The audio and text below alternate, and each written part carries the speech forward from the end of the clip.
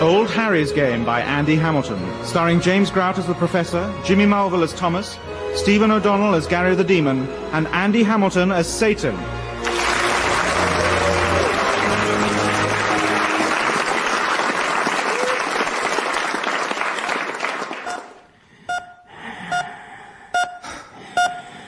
Oh, where am I?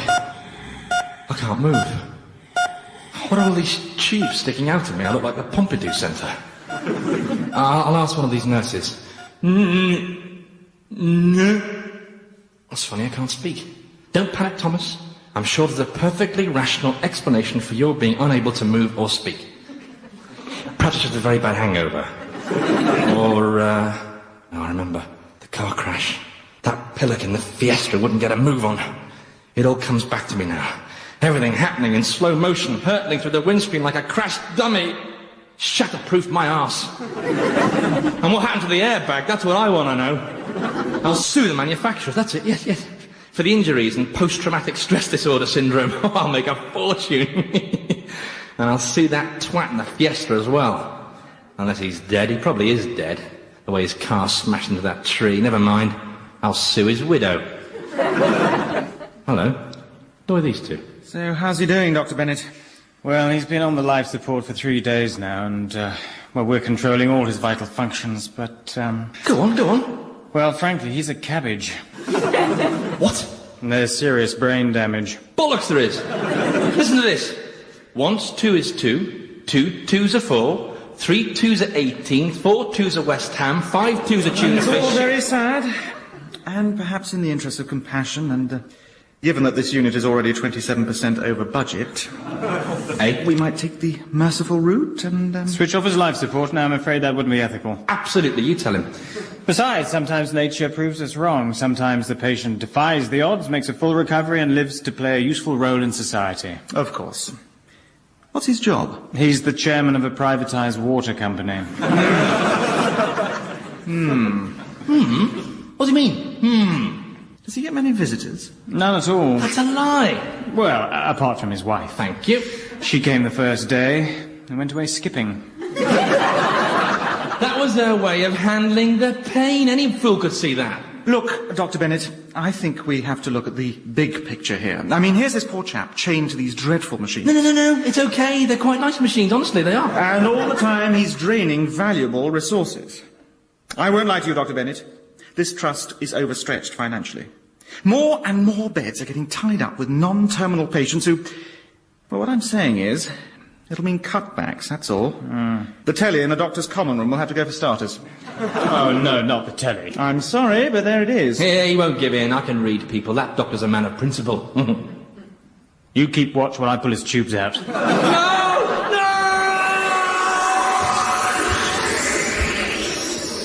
Oh, no, this is it. The biggie. Yeah, I must be dying. My whole life's flashing before my eyes. Yes, it... Hang on. That's not my life.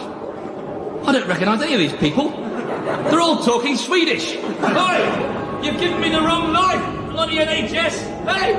Oi!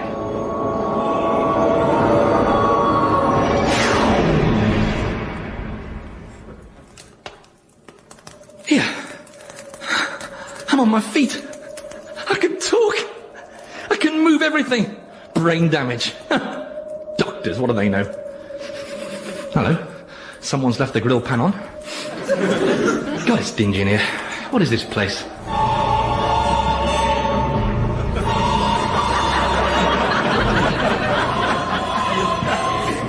Welcome to my kingdom, Thomas. Who are you? Oh, come on, Thomas. Surely you recognise me. Well, look, does this lake of fire around my feet ring any bells? And of course, there's these 2 horns sticking out of the top of my head. Oh, you're not... Well, I'm not a talking cow, am I? You're the devil! Give that man a coconut. Indeed, Thomas. I am Satan, Prince of Darkness and Emperor of Evil. And this is one of my most venomous demons, Gary.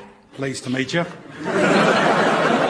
Gary will be looking after you for the duration of your stay, which is forever, by the way. So any complaints, just tell Gary, and he'll arrange for you to be engulfed in dragon's bile. Because we don't like complaints, do we, Gary? Nope. No. Now, if we can just stop the sobbing, we can whiz through the paperwork. You are Thomas Quintin Crimp, yeah? Yes. And you were born on 18th of May, 1951. You're a British national. You're a Catholic. Oh, good. Catholics are more fun. More terror in them, yeah. And your hobbies were golf, fast cars and meeting people. I shouldn't be here. If we had a penny for every time we've heard that. Look. I've led a good life, I have. I've sat in a bath of custard for children in need. I've helped out at jumble sales. All right. Don't get worked up. I'll just check through the records. Sorry about the noise, Thomas. The lads are tormenting some estate agents. It's easy to get carried away, you know. Let's see now. 9th of February, 1959. Rescued drowning puppy from canal. Jan 63. Responsible for assisting several old ladies across busy road. June 89. Bath full of custard, etc. And... Oh, no. I don't believe this. What? Thomas, you are absolutely right. You have led a totally blameless, exemplary life. There's been some dreadful cock-up. You shouldn't be down here at all. I can't begin to apologise. I'm so sorry. Please, no problem. Well, that's very big of you. So I'm free to go? Oh, absolutely, yes. Gary here will escort you to the exit so that you can go and assume your rightful place in paradise. Thank you. No, thank you, Thomas. Hang on. There's another page here. Sorry? Oh, I must have turned over two at once. I'm sorry about that. Let's see now. April 68, collected money for orphans in Biafra. And kept the money. It was an oversight. I meant to send it. But 1979, 1984 and 1989. Voted for Margaret Thatcher. But told everyone you decided to give the Liberals a try. Come on, we all did that. June 91, cheated on wife with wife's sister.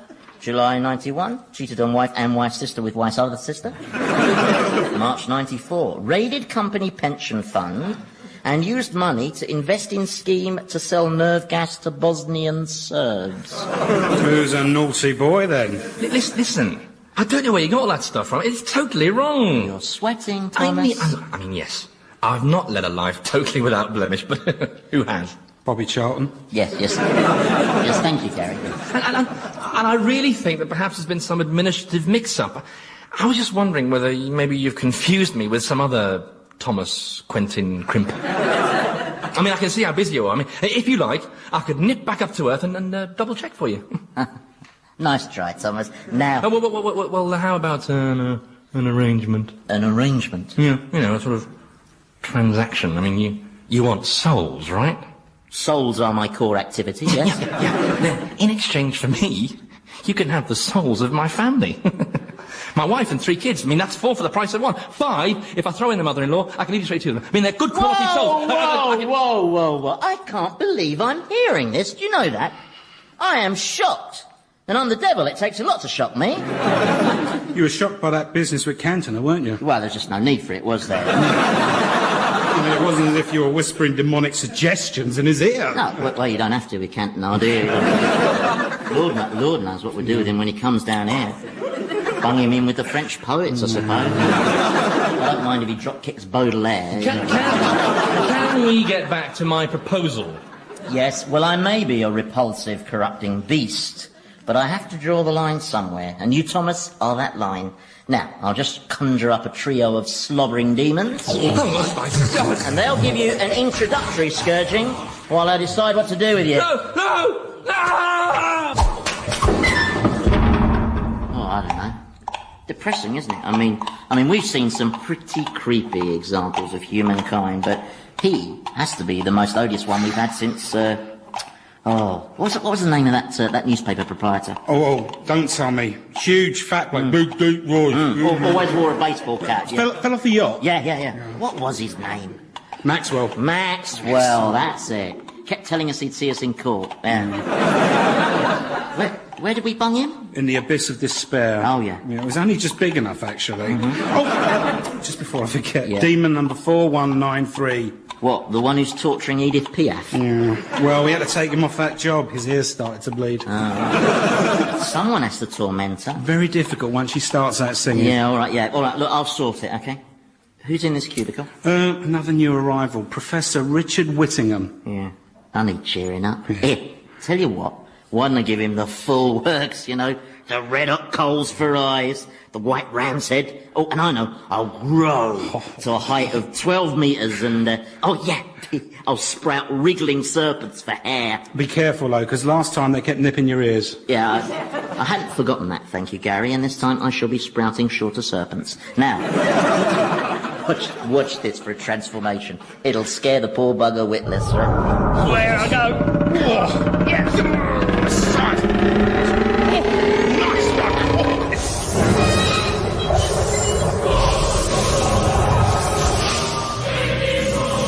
Behold, mortal and weak, for you have entered my realm of torment, and here you shall languish through all eternity, for I am the bringer of destruction, the prince of doom. Gosh. Gosh! Is that all? Gosh! Well, the glowing eyes, the head crowned by writhing serpents, all very impressive. Well done. Well, you do know who I am, don't you? Yes, Satan. Correct. From the Hebrew word meaning adversary. Yes. And you do know where you are? Yes, of course I do. Good. I'm in hospital, no doubt in a coma. And whilst in that coma, clearly my subconscious is drawing on stored cultural images of hell to create this hallucinogenic experience. I've got a very bad feeling about this one, Gary. I must say it's extraordinary how the subconscious mind can fool the senses. I'm getting a strong smell of sulphur off you, even though I know you're only a harmless abstraction. Oh, abstraction, am I? Right.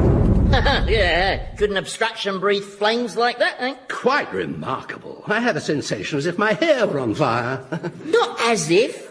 It is on fire, you old duffer. You look like an oil rig. I hope I can remember all this when I regain consciousness. I should write up a paper on it. Listen, Prof, I don't... Ow! Bloody serpents. Told you. Professor, I don't care if you think I'm a... Harmless abstraction. Yes, thank you, Gary. Because I've got all eternity to prove you wrong. Tautology. What? You said all eternity. The word all is redundant in that sentence. You can't have a bit of eternity or partial eternity. Hey. Don't lecture me on eternity, OK?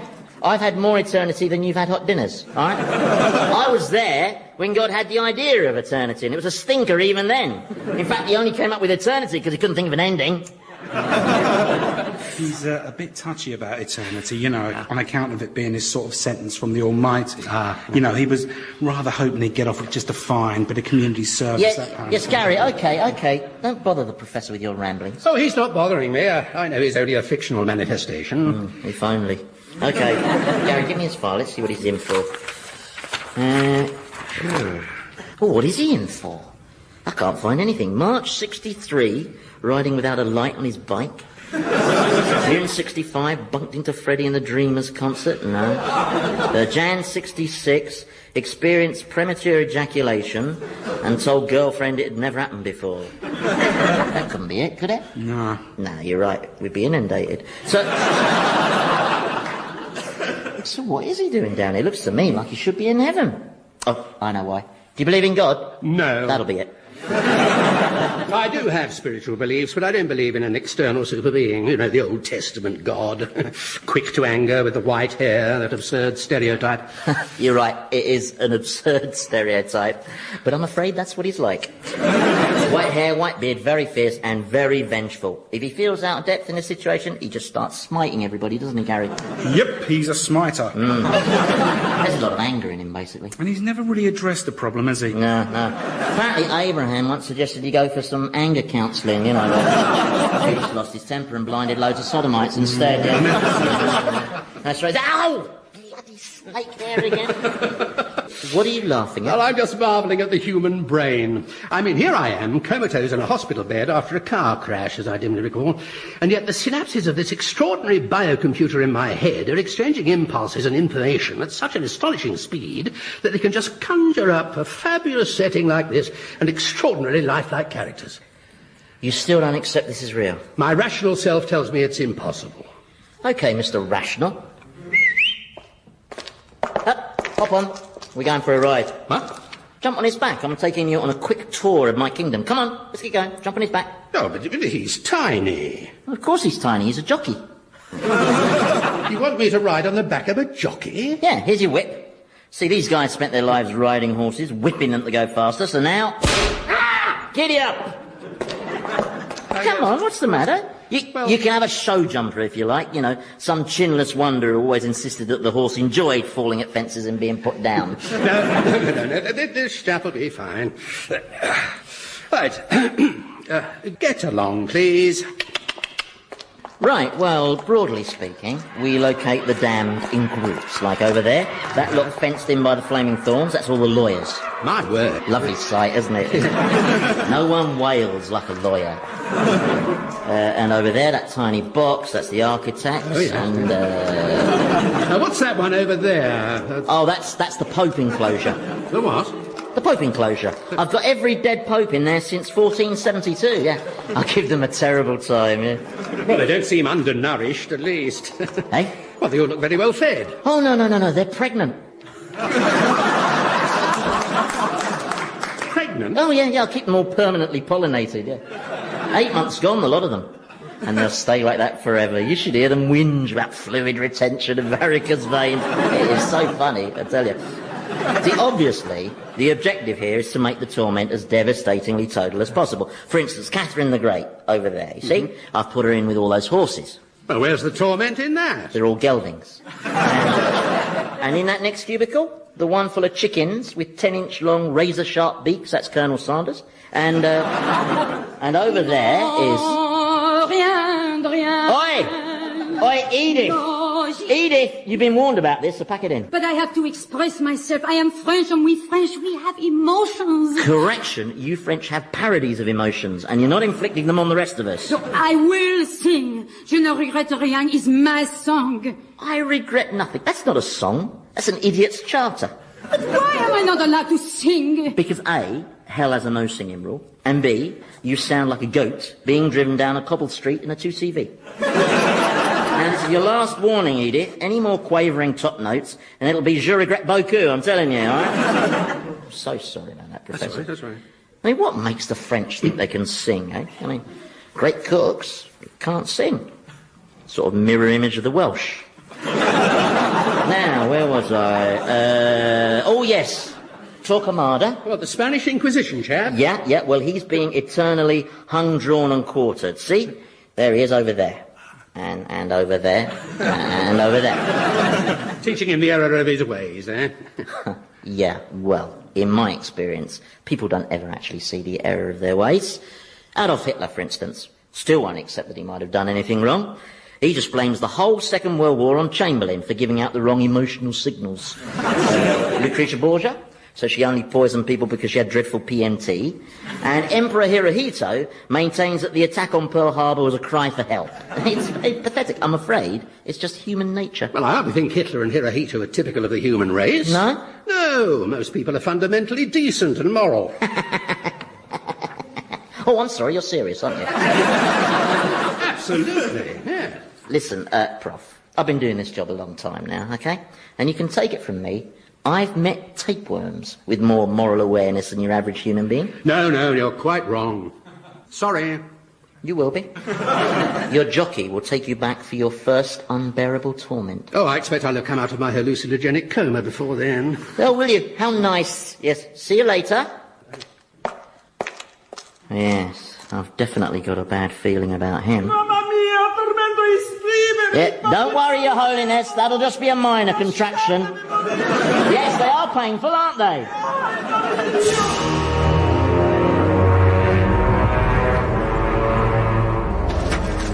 I spy, with my little eye, something beginning with F. Flames. Yeah, you'll go.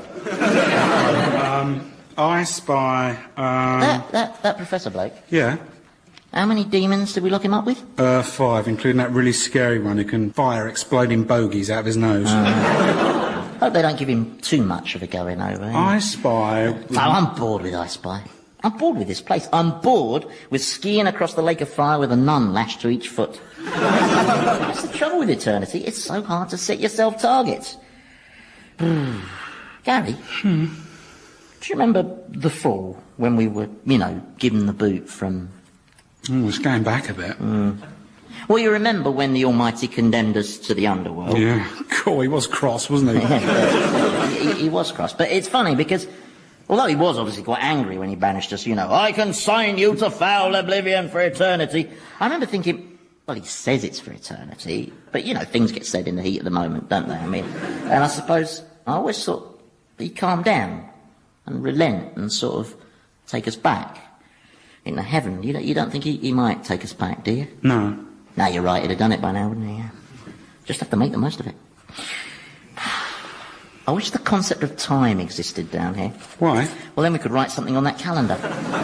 Depressing just staring at a blank sheet of paper. We could have days with little circles round them, I could go to sleep thinking, I'm doing such and such tomorrow, I'm really looking forward to that. Actually, I wish sleep existed down here as well. That must be a terrific feeling, mustn't it?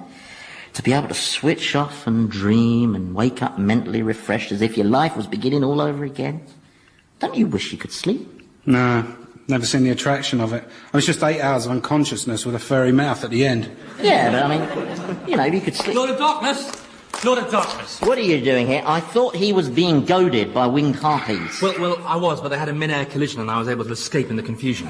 A lot of recrimination going on as I left. Oh, no. Gary, go sort it out. All right. And check if they've been drinking again. Okay. Can I just say you're looking particularly magnificent, your evilness. Your horns, especially, are gleaming with a blinding majesty. What do you want, Thomas? Well, it was just, I was just thinking, I don't know if you're aware of this, but your cause on Earth is not being promoted very successfully. There are certain individuals who worship you, it's true, but they tend to be sad people from the suburbs who use you as an excuse to shag each other inside stone circles. You see, what you need is somebody with business experience to put together a strategy so that soon your followers would increase in number until the world of man was in your all-powerful thrall. Of course, it's just an idea. It's a very interesting idea, Thomas. Thank you. Oh, obviously, you'd need someone on the ground, so to speak, to oversee the global media game plan. Yes, of course, yes. Someone with business experience, you say. Now, who could that be? Well, this is just an idea. How about me? I could be your representative on Earth. It's a very attractive proposition, Thomas.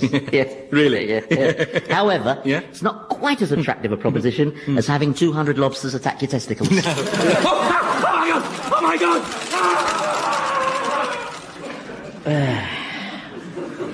You all right, Gary? Yeah, they're very quick, those lobsters, aren't they? Come on, then. Let's go check on the professor.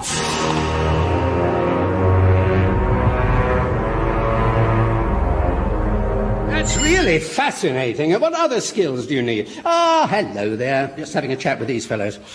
I had no idea there was so much involved in being a demon. What's going on?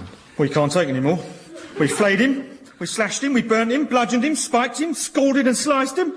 And all the time he didn't scream, he didn't shout. He just sat there taking bloody notes. Can't I go back to tormenting Edith Piaf? All right. You've done your best. You can go. Bye, chaps. Didn't it hurt? What? Well, when they were doing all those terrible things to you, didn't it hurt? Well, yes, I suppose there was quite a lot of pain, but I simply allowed my brain to ignore that and concentrate on the interestingness of the experience. For instance, look at all these cuts. Even as we speak, the damaged tissue is being rebuilt, and tiny fibrous tendrils are linking up to build the defensive shield of a scab. It's quite astonishing, the way the body is equipped to protect itself with antibodies, phagocytes, clotting agents, and countless other mysterious defense mechanisms. Isn't nature fantastic? He's a sicko. Besides, don't forget, I knew the pain to be illusory, because this whole experience is... Prof, listen to me. You are dead.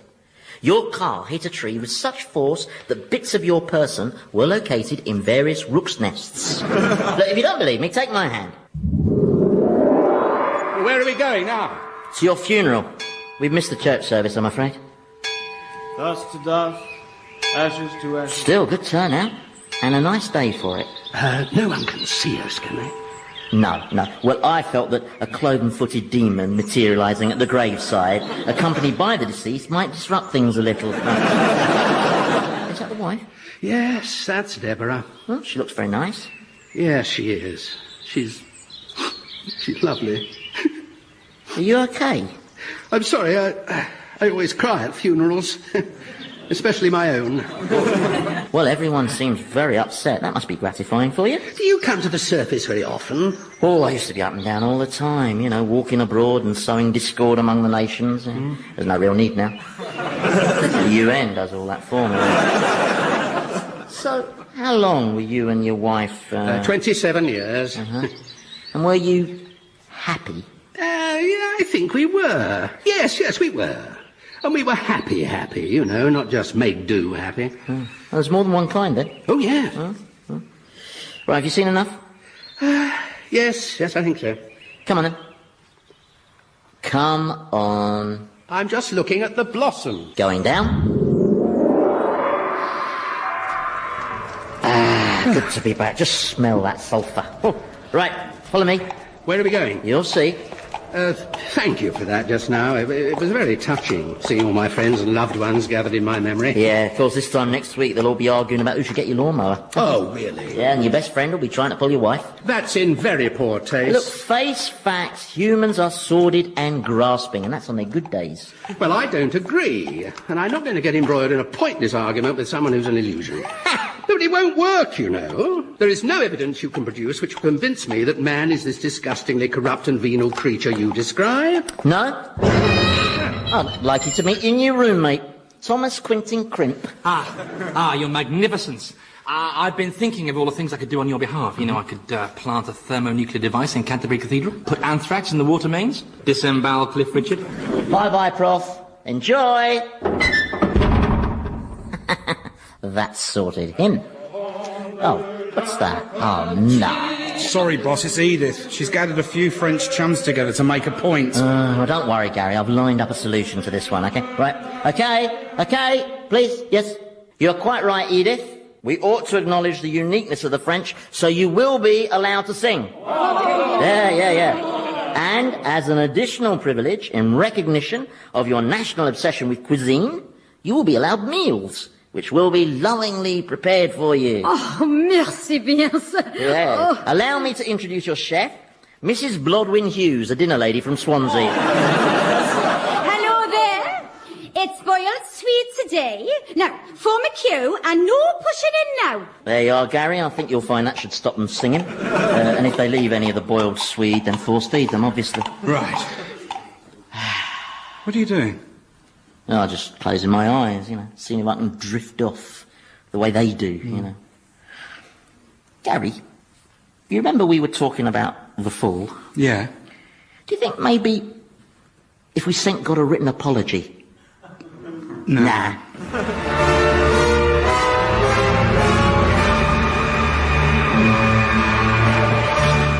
Old Harry's Game featured Andy Hamilton as Satan, James Grout as the Professor, Jimmy Marvell as Thomas, and Stephen O'Donnell as Gary, with Philip Pope, Penelope Nice, and Jasper Jacob. The programme was written by Andy Hamilton and produced by Paul Mayhew Archer.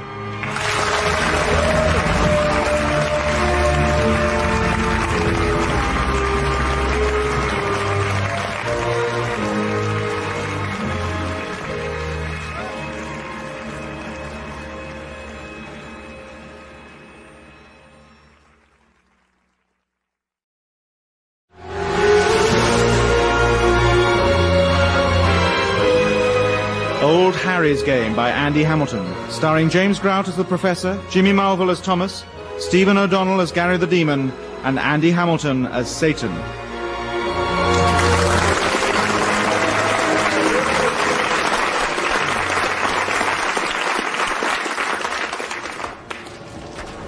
Right, let's read this back.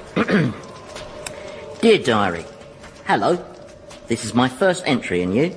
I don't know the date, I'm afraid, because the concept of time does not exist here in hell, which is a bit of a bummer, as it means I get no birthdays and nobody ever turns up for meetings. Still, I suppose being trapped in an abstract dimension is just part of the downside of being Satan. The upside is that I get to talk to Richard Nixon. We have some new arrivals here in the underworld. There's a professor who won't accept that he's died and come to my kingdom. He believes that I'm just something conjured up by his subconscious. He sticks resolutely to this theory, I have discovered, even when you turn his pubic hair into a swarm of angry hornets. He also believes, and this is very funny, that man is fundamentally decent. So I've stuck him in a very dark dungeon with a revolting specimen called Thomas, a study in human depravity who makes Jack the Ripper look like Gary Lineker. Hail, Prince of Darkness, your demons salute you. Yeah, whatever. Yeah. You working on your diary? Yeah. Have you included how you pleasured yourself with those naked Ethiopian gymnasts? Nah, I'm only putting in the exciting stuff. You haven't seen the Red Hot Pokers, have you? I can't find them anywhere. Have you looked in Richard Nixon? No, there's none there. Well, apart from the one that's stuck there. Oh, right. You know what's really depressing about starting this diary business? No. Well, when mortals write their diaries, right? One day their pet dog gets knocked down. The day after that they meet someone and fall in love, you know. Their lives are full of surprises. But down here, well, I mean, the last time we had something surprising happen was when all the damn souls in purgatory started that Mexican wave. Yeah, I've had a brilliant idea. Really? Yeah, well, I was thinking. We got most things down here, in hell. Pits of despair, circles of damnation, various lakes of fire. What's the one thing we haven't got? What? A golf course. A golf course? And what does hell need a golf course for? To torment people with.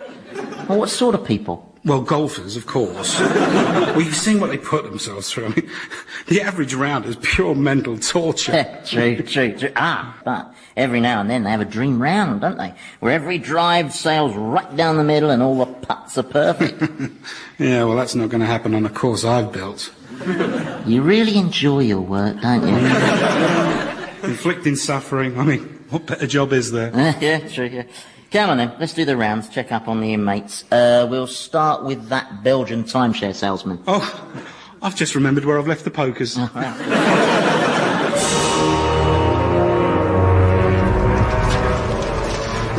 I'm sorry, Professor, you're going to have to run that by me again.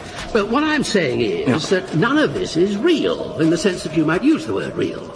So I'm not really here in hell? No. Right, so where am I exactly? But you're nowhere. This is all a creation of my subconscious. You only exist in my imagination. Oh, right. Well, how do you know that this isn't all a product of my subconscious, and that you're not a figment of my imagination? I mean, I could easily be imagining you. I bet I could probably put my hand right through you if I tried, you know, like a ghost. Come on, stand up, see if I can do it, come on. I'd rather not stand, if you don't mind. I don't want to disturb these hornets in my underpants. And even though I know they're only imaginary hornets, it's remarkable how real the pain is. Stripy little bastards.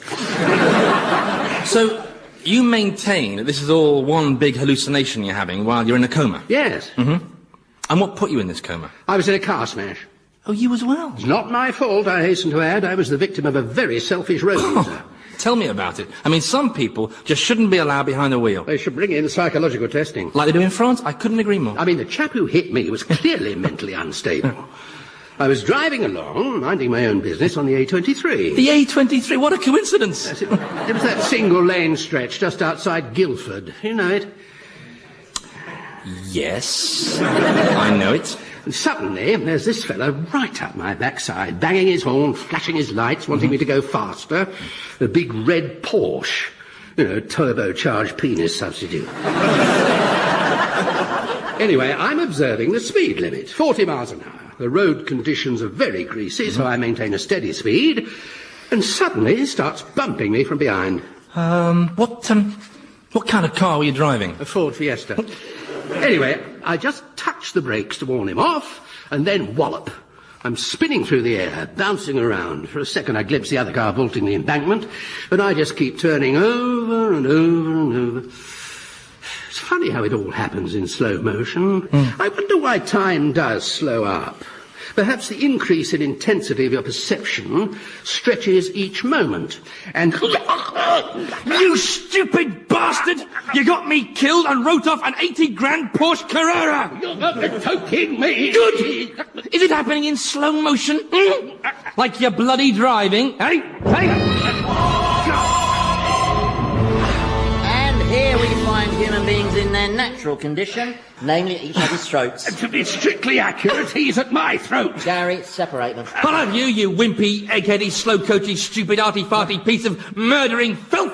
You were saying earlier, Professor, about man being so fundamentally decent. I'm going to tear out your intestines and use them as bunting. Oh, that sounds like fun. Now, Professor, you are a rational man. You've now discovered you were killed by this stranger's mindless aggression. And surely that's ample proof that man has all the ethical awareness of a crack-addicted crocodile. No, I can't accept any of that. Firstly, Thomas is just part of this bizarre hallucination that I've just conjured up, although quite why I should choose to imagine someone like him is a bit of a mystery.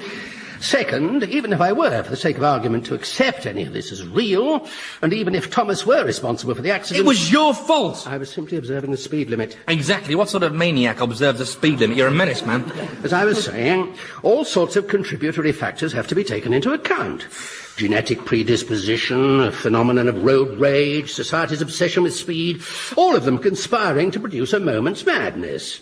And in those circumstances, well, I would forgive him. How dare you forgive me? I mean, if anyone should be doing the forgiving, it should be me. Well, will you forgive him? No, I'm going to have him.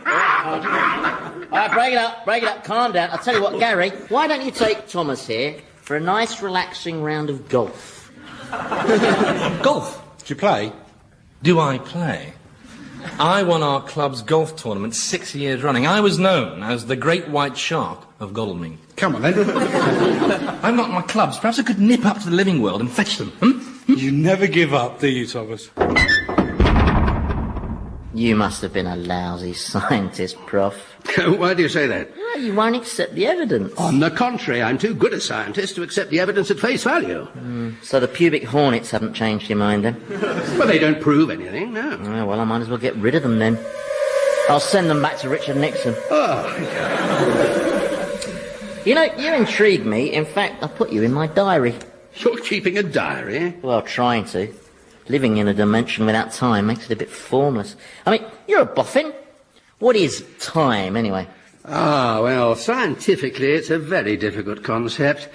I think the best definition I can give you is that time is what stops everything happening all at once. Time is what stops everything happening all at once. Oh, well, that's very helpful. Thanks a bunch. I mean, there is a kind of dingy light down here, so if you've got light, I suppose technically you've got a form of time. And there is chronology in that things happen in sequence. Yes, but nothing ever starts or stops. You know, nothing grows, so nothing dies, no landmarks, no contrast, no ups, no downs. It's like living in Norfolk. Well, all right, it's not quite as bad as that, but... So, what branch of boffinhood were you then? Well, by training, I'm a physicist, but I like to see myself as something of a polymath. Ooh, do you know, a polymath? Ooh, will I never? A polymath is a person who studies many things. I knew that. I know most things, actually. I did used to be an angel, you know. Quite a high-ranking angel, as it happens. Had my own harp and everything. That was before, What, the fall? Yes. That must have been a rather distressing experience for you. Well, you know how it is. Once you've had a nasty fall, you tend to lose your confidence for a bit, you know. I got over it, though. I threw myself into tempting mankind into sin. You know? Not that that's ever represented much of a challenge. Oh, here we go again. Well, it's true. Corrupting a human being is about as hard as beating an Englishman at tennis. But you can't write the whole of humanity off like that. For every Adolf Hitler, there are 1,000 Florence Nightingales. She's done it. Florence Nightingale. But she laid the foundations for modern nursing. She led a selfless, inspirational life. Why on earth would she be here? Well, for taking advantage of all those wounded soldiers. Oh, come on. It's true. She's at it all the time. I can show it to you. She's languishing in the Lake of Fire, the Victorian section. It's a very big section. Full of men with burnt beards. No, you're making all this up. And even if you're not, it still wouldn't win me over to your diseased view of mankind. All right, we'll do it your way. We'll have a scientific experiment, okay? You pick the most incorruptible human being you can think of, and I'll go up top and prove that they are fundamentally rotten to the core. Oh, please. Come on, anyone you like. Nelson Mandela, the Queen Mum, Des Lynam. No, I refuse to play this silly game. Harry Seacombe, Trevor MacDonald, come on. How about your missus? Well, you wouldn't be able to corrupt Deborah. And why not? Well, because she's the most decent and honourable person I know. Right. Then she's the experiment. This won't take long. Going up. Oh, brilliant. Trust me to materialise in a compost heap. Ugh, now, what guise shall I appear to her in? I won't do Keanu Reeves again. Just got followed around by loads of men with chunky moustaches. I know. Yes, that's a good guise. Okay, here goes. Up the path and... Yes? Deborah Whittingham. That's me, yes. Rex! Shut up, Rex. What's the matter with you, boy? I'm sorry, I've never seen him do this before. Listen, I'll go and shut up in the kitchen. Oh, sorry. He's daft. Well, maybe not that daft. I just came round to pay my respects over your sad loss. Oh, you're a friend of Richard's. Oh, please, come in. Mr... Connery. Stan Connery. Well, isn't that a coincidence? What? Well, hasn't anyone ever told you that you bear an extraordinary resemblance to the actor Sean Connery? Really? Yes. It's quite spooky, actually. You're not related, are you? No. Would you like some tea? That'd be lovely. So, where are you from? Down under. Oh, and that's where you met Richard? Uh-huh, yeah. Well, he loved those research trips to Australia. You know, I keep expecting him to walk through that door. Hasn't really hit me yet. Though goodness knows what it'll be like when it does. When I finally realise he's gone. Well, he's not gone, really. Oh, so you believe in an afterlife, Mr. Connery? Well, I put money on it. Oh, it must be wonderful to be so certain about things. One of Richard's great assets. Certainty. Yes, it is. Was. Who are those unattractive individuals? Oh, just some local yobs. They're constantly coming here, making a nuisance of themselves, shouting abuse, urinating on my lawn. I'm an easy target, I suppose, a woman on her own.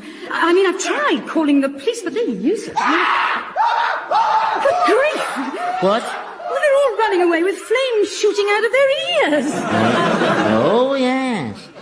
Well, that's not something you see every day, is it? Well, what an extraordinary thing. What do you think caused that? Well, who can say?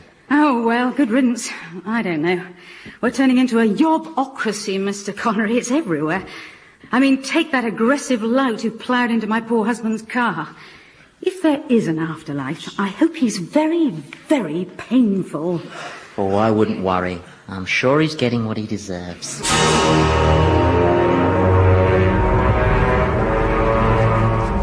I will not stand for this.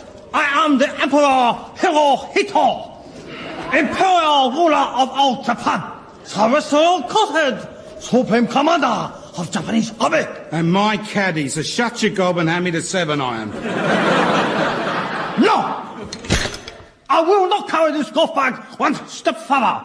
It is a degrading humiliation and insult, and I will not. Look, up there you may have been ruler and divine being to a race of very gullible short asses, but down here you are just another sad, lost crapwit. Now hand me that 7-iron or I'll put you back in that very tall vat of camel spit. The 7-iron. Thank you. I see you managed to get out of that bunker then, Thomas. Yes, it wasn't easy. 90 foot's quite deep for a bunker, isn't it? I designed it to be a challenging course. Oh, it's certainly that. Gary? Yeah? I just wanted to say how impressed I've been with you. You're obviously a very talented demon. I do all right. No. Don't sell yourself short. I've seen you in action. For instance, I watched you with that disc jockey, welding shut every orifice. Sparks flying from your trident. Very impressive, I said to myself. Thanks. Of course, that professor chappie wasn't so impressed. He said it was just a cheap trick. Did he? Yeah, quite dismissive about you, he was, in fact. Said Satan was the organ grinder and you were very much the monkey. He said that? Oh, yeah. Bit cheeky of him, really, because with your magnificent powers, you could probably do something really horrible to him, couldn't you? Uh-huh. I mean, you could probably arrange for a nuclear explosion in his bowels or something, couldn't you? Nice one. Yeah, or you could insert a shoal of piranha in his gut that would devour him from the inside out. You could do that, couldn't you? Yeah, I could probably manage that one, yeah. In fact, I bet if you put your mind to it, you could annihilate that smug, patronising, speed limit observing, over-educated ninny, disperse him into a billion tiny fragments of shimmering flesh dust. Oh, stop it, you're getting me turned on. Right, here goes. Oh, just made it onto the green. Yeah. You putt first. You're nicely positioned there. Yeah, but I don't think I'm likely to sink the putt somehow, do you? Why not? Because there's no bloody hole in the green. Well, it's not an easy shot, I grant you. It's impossible.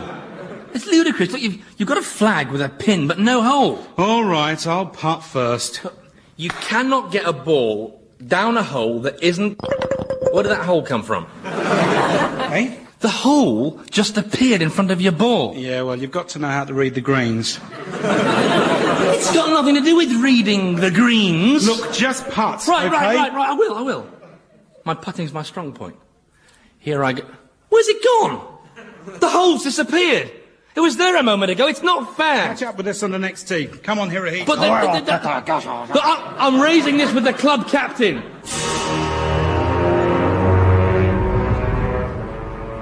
Now, don't panic, Richard. Don't let this strange experience intimidate you.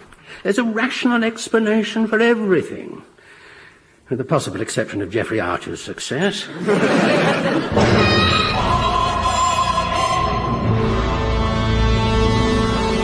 Well, Prof, I did it. Did what? Corrupted your missus. You look exactly like Sean Connery.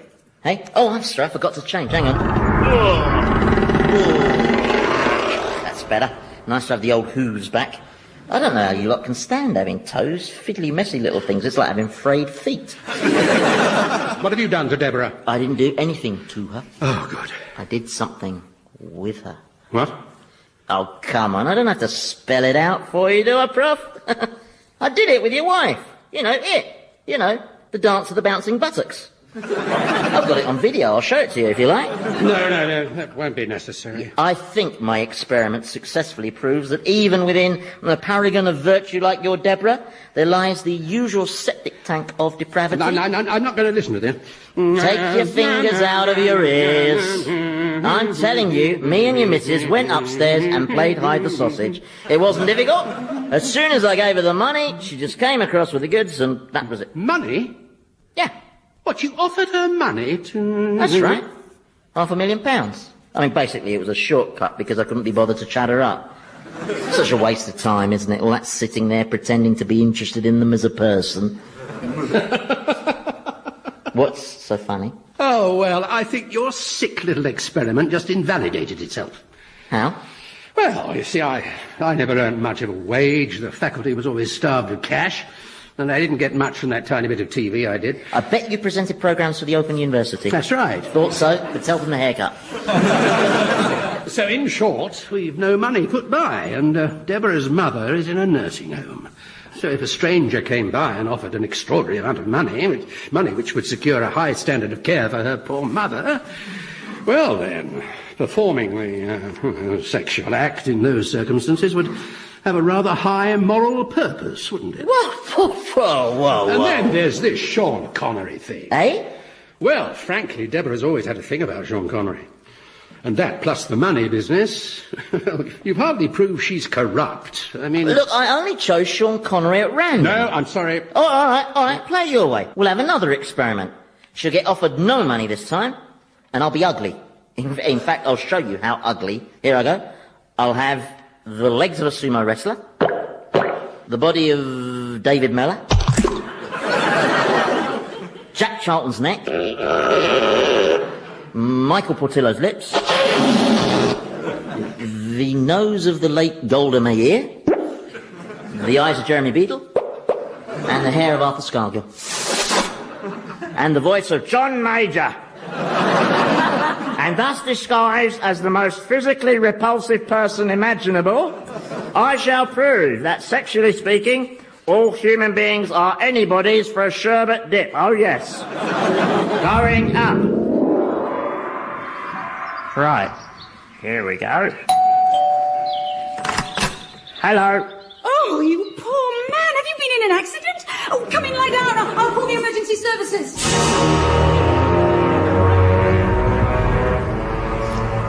How are you getting on, Thomas? Oh, this is much more like it. Nice, straight, fairway, even, flat green, with a hole in it. Mind you, doesn't look like I'm going to get round under par, given that I scored infinity on the first. It was bad luck, wasn't it? 5 iron, please, Hirohito. Thank you. Right. Oh, too much bottom hand. Shut up! Nice shot. You know, I'm afraid this is just the beginning. Sorry? Well, all this lip you're getting from little Emperor Tojo there. You're going to get a lot more of this sort of disobedience. Hey? Well, you see, I've heard rumblings. How do you mean, rumblings? Well, to be perfectly frank, Gary, nobody takes you very seriously around here. In fact, I've heard some very disrespectful things said about you. You're losing your authority. Really? Word is, you've gone soft. And you know what that leads to? Dissent, disobedience. Before you know who you are, you've got a real law and order problem. If I were you, I'd make an example of somebody. Yes, that's what I'd do. Me too. What about the professor bloke? He's very uppity, isn't he? Why don't you, I don't know, just obliterate him? And that would reassert my authority. I always used to invade Manchuria. Yes, thank you. I suppose I'd better obliterate the professor then. Yes! Yes, I think that's a very sensible course of action for you. Yeah, you've got quite an easy lie there, Thomas. Yeah, it's quite a shallow bunker, faces onto the green. That's right. The only thing you've got to watch out for in that bunker, really, is the invisible dragon.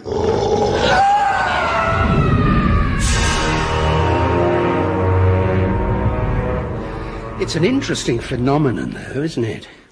I mean, why is my subconscious conjuring up a fantasy where Satan lays siege to my wife?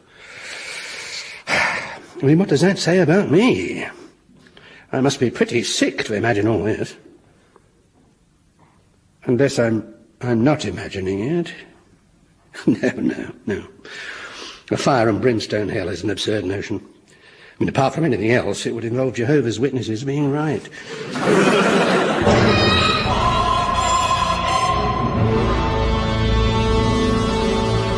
I did it again. What? I did. Hang on while I change out of this manifestation. Yeah, how does Major put up with that voice? Like having a boa constrictor wrapped round your larynx.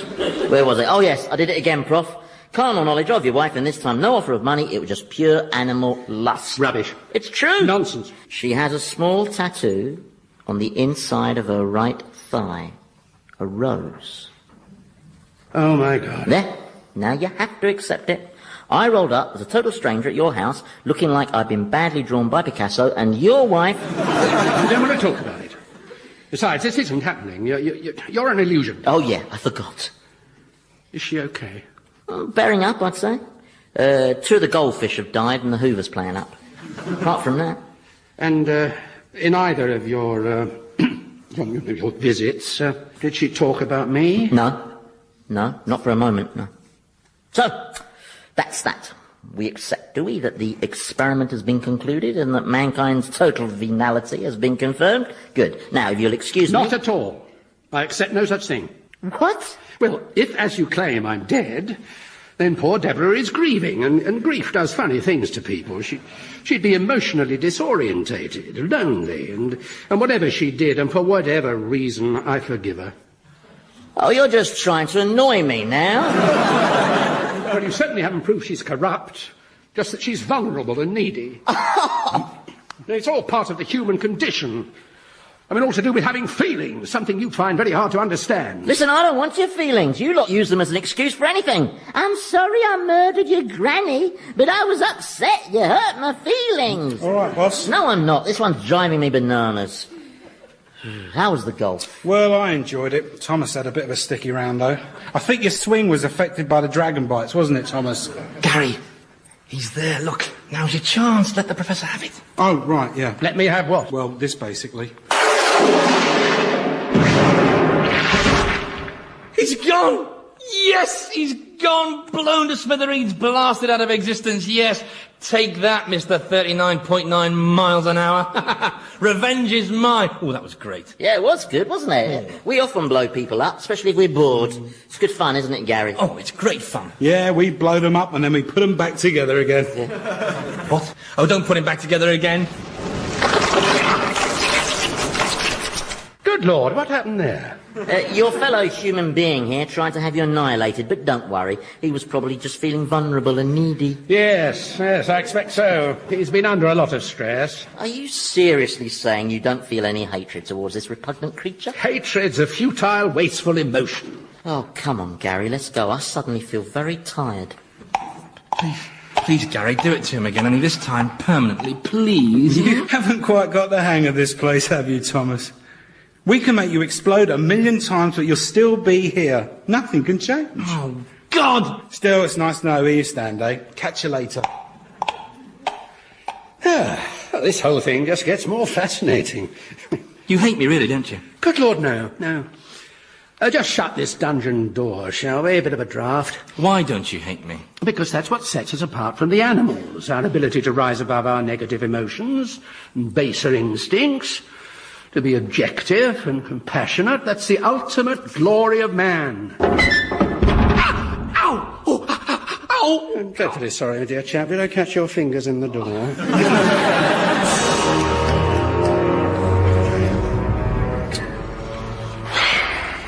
You all right, Prince of Darkness? What's the matter?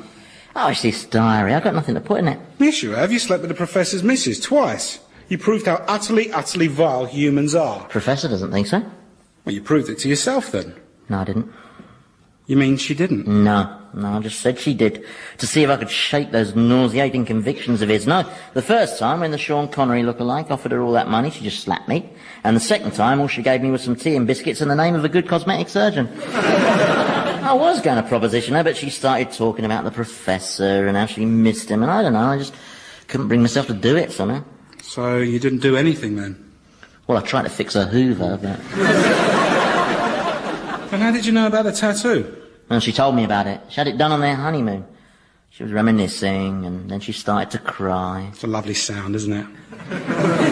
Funny thing is, Gary, as I sat there on a sofa, just for a moment, I thought, I wonder what it would be like to have someone to come home to. Someone who'd give you tea and biscuits, who'd miss you when you weren't there. Oh, makes your blood run cold just thinking about it. Yeah, I'm sorry about that, Gary. Must be going soft. Now, I've got a cure for that. It's very simple. You have to make an example out of somebody. Richard Nixon? I'll fetch the pokers.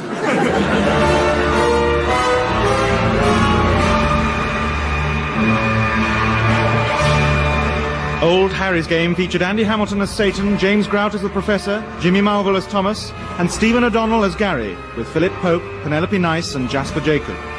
The programme was written by Andy Hamilton and produced by Paul Mayhew Archer.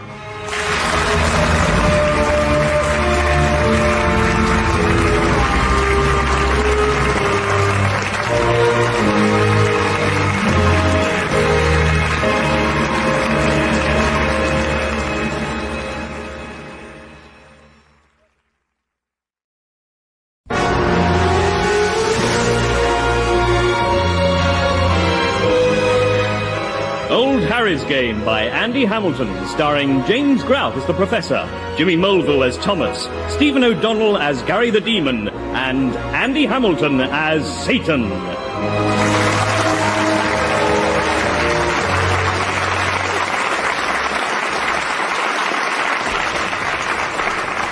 Foul throw. Oh, come on. It was. Are you questioning my authority? Well, no, but... Who are you again? A demon. And who am I? Satan, Lord of Darkness. And King of Demons, thank you. Now. That's not fair. Look, Gary, you know the rules of throw the priest as well as I do. Okay? The thrower must keep both feet on the ground while throwing and must hold the prelate by the ankles. Not what you were holding him by. Okay, now my go. There it goes. The old lift and snatch.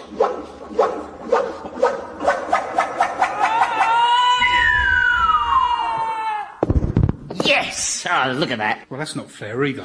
Well, what now? Well, how come you got to throw Cardinal Richelieu, a comparatively light Frenchman, when I had to chuck that bbig fat Greek Archbishop Makarios? Well, that's just the luck of the draw. What, like the last time we played? I ended up throwing an Ayatollah. So what's your problem there? Well, Ayatollahs don't travel so far, do they? It's those beards.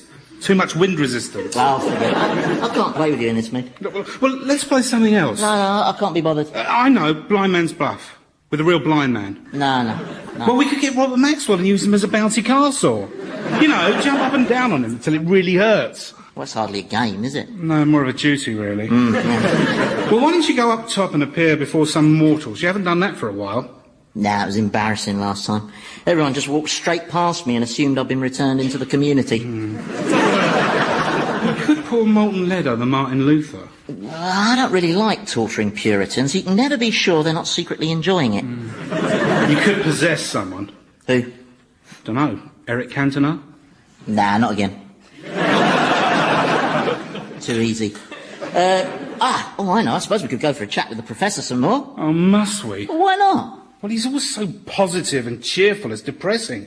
We've never had anyone arrive down here and be like that. Exactly, which is why I have to put a stop to it. He's put a dent in my 100% home record. I've got to break him, demolish that puke-making humanism of his. What's humanism? Oh, it was very big in the Renaissance. All the arty trendies started going around congratulating themselves on being rational. Is this humanism why the prof believes that man's glory is his progress towards civilization and knowledge? He said that? Yeah. Oh, bless him. Still, you've got to admit, the Professor has improved the standard of conversation around here. Meaning what? Well, no, meaning nothing. It's just, it's nice to talk about topics other than whether we should damp course the abyss, that's all. I mean... Well, it needs doing, and it'll be a bigger job if we leave it. I know. Come on, let's pay the proper visit. And we'll check up on that scumball Thomas while we're there. I'll bring Fido along. I want them to meet him. All right, but look, can we just have a quick go on Maxwell first? All right, then. Captain Bob! Oh, no. Afraid so. Bagsy, me first. All right,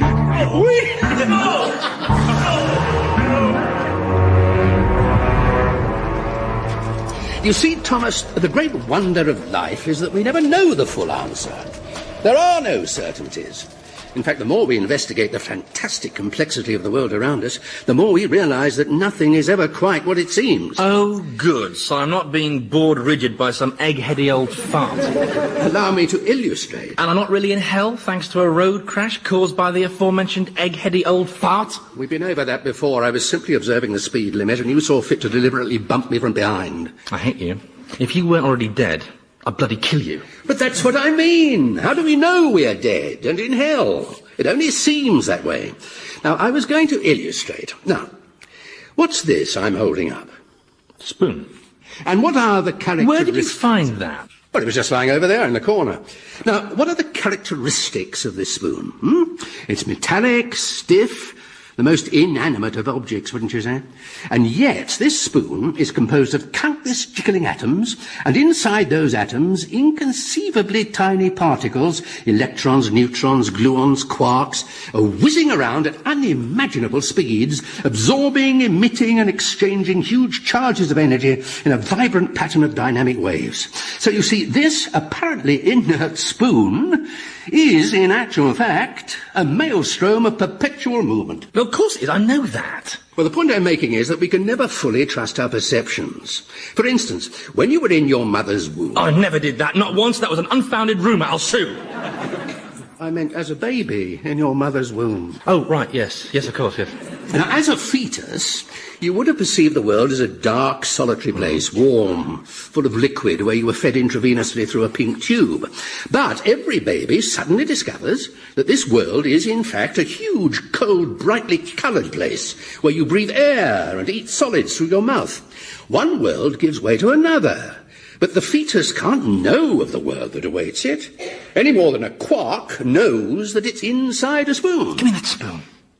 Yes, of course. Suddenly it all becomes very clear to me. Oh, good, I'm glad. I can dig my way out with this. But while you were spouting all that gibberish, I was thinking I could use this spoon to dig an escape tunnel.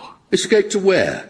Well, who's to know? I mean, you're absolutely right. We shouldn't accept things at face value. There could be all sorts of rational explanations for this place. I mean, maybe we've been kidnapped by students for Rag Week. Who knows? And who's to say the living world isn't just a few feet above us, eh? Maybe there is hope if I dig hard enough. I don't think it is part of a ragweed stunt, but I'm not sure tunnelling your way out is possible. With me, Professor, anything is possible. Oh, yes, I can well believe that. They said it was impossible for me to bribe my way out of those drink driving charges, but I managed it. And they never found out where I buried the lollipop lady either. They said it was impossible to sack the whole workforce and re-employ them at a third of the wages, but I did it. That's the kind of can-do guy I am. Nothing daunts me. Oh God, it's him. Professor, we got something very interesting to show you. You're hiding something behind your back, Thomas? No, your most evil magnificence. Pray, what's this interesting thing you have to show us, prince of all you survey? Gary's got it. Put it on the floor, Gary. Get that disgusting jellyfish thing away from me. Please, Fido is not a jellyfish. Jellyfish don't have rows of sharp teeth like he's got. What is it? Well, you know how man's evolved from ape-like creatures, which probably evolved from small mammals? Mammals which were descended from a marine creature? Yes. Well, this is it. What? Well, you don't mean it. The marine creature, yeah. Man's ancestor. He's a 6-foot-wide amoeba, basically, except that he's got a gaping mouth, stinging tentacles, and the ability to spit venom at his prey. Cute, isn't he? He's vile. Oh, and he can jump 10 feet, I forgot. Down, boy! So what you're saying is we all started out as this creature and then slowly we evolved upwards into human beings. Well, I'd quibble with the use of the word upwards, yeah, but basically that's it. Yes, in fact, genetically speaking, a part of every human being's DNA is the same as this little fella's. As much as 60% if you're Scottish. He's fascinating. If only Darwin could see this. Oh, we've shown it to him. We didn't so much show it to him as sort of let Fido attack him, really. Well, I'm quite prepared to accept that he is an ancestor of ours, but of course it dates from before the crucial and most defining evolutionary stage. Hey? Well, it clearly belongs to a class of coelenterods. And as such, it has a primitive nervous system of sorts, but it has no brain, no intelligence. What are you talking about? It was bright enough to attack Thomas. The crucial factor was the development of the mammalian brain. That's what led to the miracle of the human mind, and thus to man's intellectual development. And where exactly would we find evidence for this intellectual development? Well, I know. It's in the minds of those sad buggers who spend every waking hour in the newsagents queuing for lottery tickets. Yeah, when statistically they could get shorter odds on Richard and Judy winning the mixed doubles at Wimbledon. Yeah. Is that where we can find this intellectual development? No, but... Or perhaps it's in the mental processes of the even sadder wankers who find the internet exciting. The internet is exciting, actually. I rest my case. It's a fantastic boost to human communication, if you must know. For instance, the other week I accessed this really interesting newsletter. It listed all the jokes in the TV series Bottom that include the word arse. Wow. Exactly. You see, you just can't find that sort of stuff in books. Look, I know it suits your argument to land on these banal examples, but the triumph of the human spirit that I'm talking about can clearly be found in, say, the inventiveness of Leonardo da Vinci, or the poetry and insight of Shakespeare, or the instinctive theories of Einstein. OK, hold it right there. You're coming with us. Come on, Gary. Come in. Hey, whoa. You're not leaving this revolting, slimy thing here, are you? Well, why? Does Fido bother you? Yes, he does. He's creepy and disgusting, and worst of all, he's somehow vaguely familiar. All right, I'll take him with me. See you later. Want to bet? This spoon is my ticket to freedom, pal. Oh, yes, I'll confound them all once again. Nobody holds me hostage, and no, sir. They'll see Thomas Quentin Crimp will triumph yet... Oh, sorry, I bent me spoon.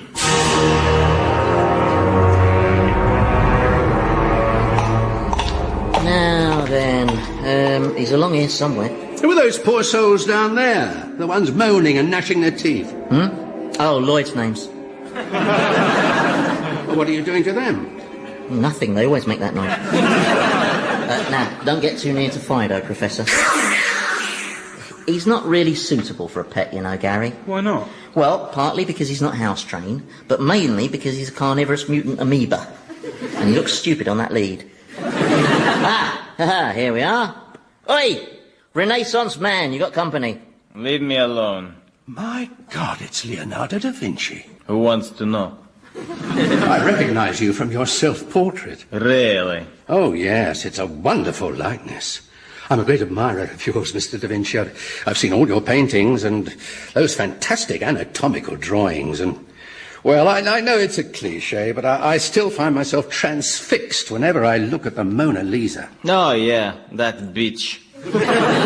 Well, the smile that you captured, it's astonishing. It just draws you in. All I asked her to do was to show a bit of cleavage just to make the thing a little more commercial, but would she?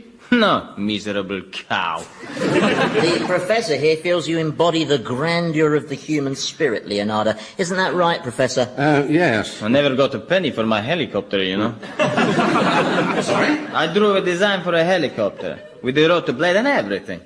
Did I ever see any royalties? No frigging likely. Well, I mean, great artists rarely get the reward they deserve, you know. Well, you can say that again. The jobs I created in Florence for stonemasons and scaffolders, and did I get a thank you? No, sir. They booted me out of town, accused me of committing sodomy with Botticelli. Botticelli? He's another artist. Oh, sorry, I thought it was a product. Well, I think you've received a lot more recognition than you realize. You're seen as the moving spirit of the Renaissance. Oh, yeah, the Renaissance. What a waste of time that was. Years of chronic backache working on statues and paintings and frescoes full of stupid fat nymphs. I'd have been better off going to insurance. Not disappointed, are you, Prof? Well, I mean, he may be a little less positive in outlook than I'd imagined, but you can't question his achievements. And I really don't think you've discredited my thesis in any way. Gary, fetch the bard, will you? The bard? Yeah, she wouldn't have flashed any thigh either. Yes, thank you. Yes, thank you, Leonardo. Right. Here he is. I'll do the introductions. Professor Richard Whittingham. This is William Shakespeare. Very pleased to meet you. This is an enormous honour for me. Yes, it is rather, isn't it? Oh, yes. Because I'm the greatest writer in the English language, you know. Yes. Hey, what's your favourite show of mine, then? Well, I think I'd have to say Hamlet. Oh, yeah, that was a great show, wasn't it? One of the best I wrote, I reckon. But you didn't write it all on your own now, Will, did you? Well, I might have had a little bit of help. I think you had quite a lot of help on all your plays, Will. There was creative collaboration, yes. Oh, this is fascinating. Who did you co-write with? Was it Bacon or Marlowe or Ben Jonson? No, it was my mate Trevor, actually. Trevor? Trevor Murgatroyd. So why didn't this Trevor chap's name appear in any of the folios? Well, Trevor had a full-time job driving the plague carts, and he didn't want his boss to know he was moonlighting. But, you know, I wrote the bulk of it. Well, you should be very proud. I mean, so many wonderful passages. Oh, that this too solid flesh would melt, thaw, and resolve itself into a dew. Yeah. Did you write that? Resolve itself into a dew. No, I think that was one of Trev's, actually. To be or not to be? That's another of Trev's, yeah. Yeah, he was dead good at that morbid stuff. I was more of a gags man myself, you know, the business with the donkey's ears. That was me. Very funny, that. So what happened to this Trevor? Well, it was a bit unfortunate, actually. See, he cut some of Burbage's lines during some rehearsals of Cymbeline, and there was a bit of artistic difference, and so Burbage stabbed him. What? You're not seriously telling me that an actor would kill someone just because they cut some of his lines? You have not worked in the theatre, have you? That's awful. I mean, was the murder reported? Well, we would have done, obviously, but Burbage was a very big draw at the box office, and with all those pre-sales, well, you know how it is. So where's this poor fellow buried? Oh, we didn't bury him. Oh, no, the props boy stuck him on a long stick, and for years we used him as the ghost in Hamlet. Very convincing he was, too. Till he started to fall apart a bit. Eddie rode up. Would you like my autograph? I bet you would. Why would you want the autograph of a charlatan? Hey, excuse me, but who pushed your button, you big-eye type poof? How dare you brammy git? Oh, yeah, come on then, even think it hard enough. No, please. Great headbutt, Will. Oh, no, please stop it. This is most undignified. Yeah, my money's on Leonardo. There's more anger in him, and he's Italian. No, don't join in, Fido. Down, boy, down. What a great bundle, eh, Prof?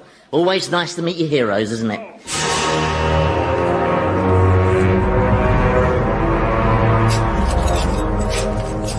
Come on. You can do it. Keep digging. Prove them all wrong again, all the snipers and the doubters and the backstabbers who keep making out you're paranoid. Hello? Anybody there? Get out! Go on. You can't come down here. This is my escape tunnel. Yes, yes. Good grief, this tunnel must be 500 yards long. It's pretty impressive with just a spoon, eh? Look at the state of you. You're covered in cuts and grazes. You better stop for a rest. Rest is for wimps. Oh, but Thomas... Look, will you just leave me alone? Can I do anything to help? Yes, you could stop breathing. Your spoon's bent. I'm aware of that, thank you. Do you like Shakespeare, Thomas? Nah, lots of attention seekers strutting around in tight at taxpayers' expense. Why? Oh, nothing. I just met him, that's all. But I didn't actually meet him. No, the sublime individual we know as Shakespeare was butchered by his leading man and then used as a prop. His satanic majesty took me on a tour of my heroes. Leonardo da Vinci was a whinger. Mozart just rolled on the floor having a tantrum. Still, it was nice to meet Alexander Fleming. Though it was something of a disappointment to learn that he was driven to discover penicillin because he couldn't face telling his wife he had the clap. I don't know. Who could imagine that so many great minds could be so small? Well, what are you so bothered about? According to you, this whole experience is just one big illusion, isn't it? Yes, yes. Are you sure I can't help? Positive. You just watch. You see, you're one of life's watchers, whereas I'm a doer. This isn't the only tunnel I've dug, you know. There are others, decoy tunnels, to confuse the enemy, throw them off the scent. Perhaps I should booby-trap them. You don't think you're getting a little obsessive about this? You've been talking to my wife, haven't you? No. Yes, you have. That could have been her talking. Don't you think you're being a bit obsessive? It's only the parents' egg and spoon race after all. Is it really necessary to take amphetamines? But I won, though, didn't I? By 4.5 yards. She never understood about me being a winner, you know. No. You have to compete every second of every day just to stay ahead. And it never stops. Never. It's like being a hamster in a bloody wheel, and the wheel just keeps turning faster and faster. Faster. All right, let it all out. You have a good cry. I'm not crying. Winners don't cry. It's just I'm allergic to spoons. Oh, right. I see. Can you see that? See what? Down there, the end of my tunnel. It's getting brighter. Are you sure? Of course I'm sure. When I get out of whatever this place is into whatever is up there, I'll send you a card. Right, thank you. You'll know it's for you. It'll be addressed to Loser. 4 let us not forget. Vengeance is mine, saith the Lord. Oh, this one's a biggie. Hallelujah. Yes, indeed. There he goes. We can run from his sword of wrath, but we can't hide brothers that know he's watching us. Hallelujah. Great throw, Gary. Yeah, but just a fraction short of my winning distance. Hard luck. Yeah, well, that wasn't fair. Sorry. Well, you recorded that winning throw with a Tibetan child priest. He was a very big child priest. Can't you control that stupid thing? Don't get him upset. You've made him fall off his perch now. Where are you off to? Well, by my reckoning, our professor is hovering on the brink of the precipice of despair, so I'm just going to give him one last push. Back in a bit. Yeah, back in a bit. I don't know, boy. He spends more time with that professor than he spends with us, doesn't he? Are you hungry, my lovely? Are you? Would you like a bit of Robert Maxwell? Would you? Come on, then. Come on. Not too much, though. You'll be sick.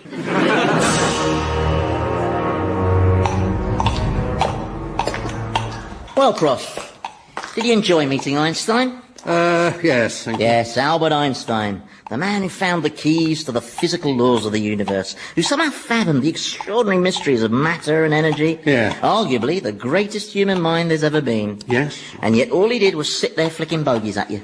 Yes, well, obviously his morale's at a bit of a low ebb. Yes, as soon as he arrived down here, he just went to pieces. See, time may be relative, but eternity isn't. Well, you can't take away his achievements. He revealed the true nature of the universe. I want to show you something. Hold tight. What's happening? Where are we going? Up top to the world you left. There, we've arrived. Well, this doesn't look very familiar. Where are we? We're inside a nuclear reaction. What? I've shrunk us, one of the perks you get when you're a supernatural being. We are now the size of subatomic particles, and we're parked slap bang in the middle of a nuclear chain reaction. Duck! Oh, they're a bit nippy, those electrons, aren't they? This is wonderful. I've studied the theory of these things all my life, but to actually see nuclear physics in action... Ooh, that was a good one, all sparkly. For years we wondered whether they are tiny points or waves or strings, and they're all of these things.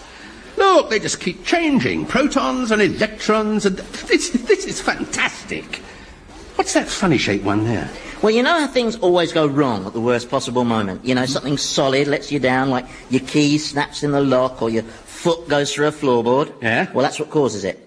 It's a particle that whizzes around deliberately colliding with all the others. It's a troublemaker, basically. Well, that's absurd. These things don't exercise free will. Excuse me, could you just move to one side, please? I'm aiming for that proton. Yes, of course.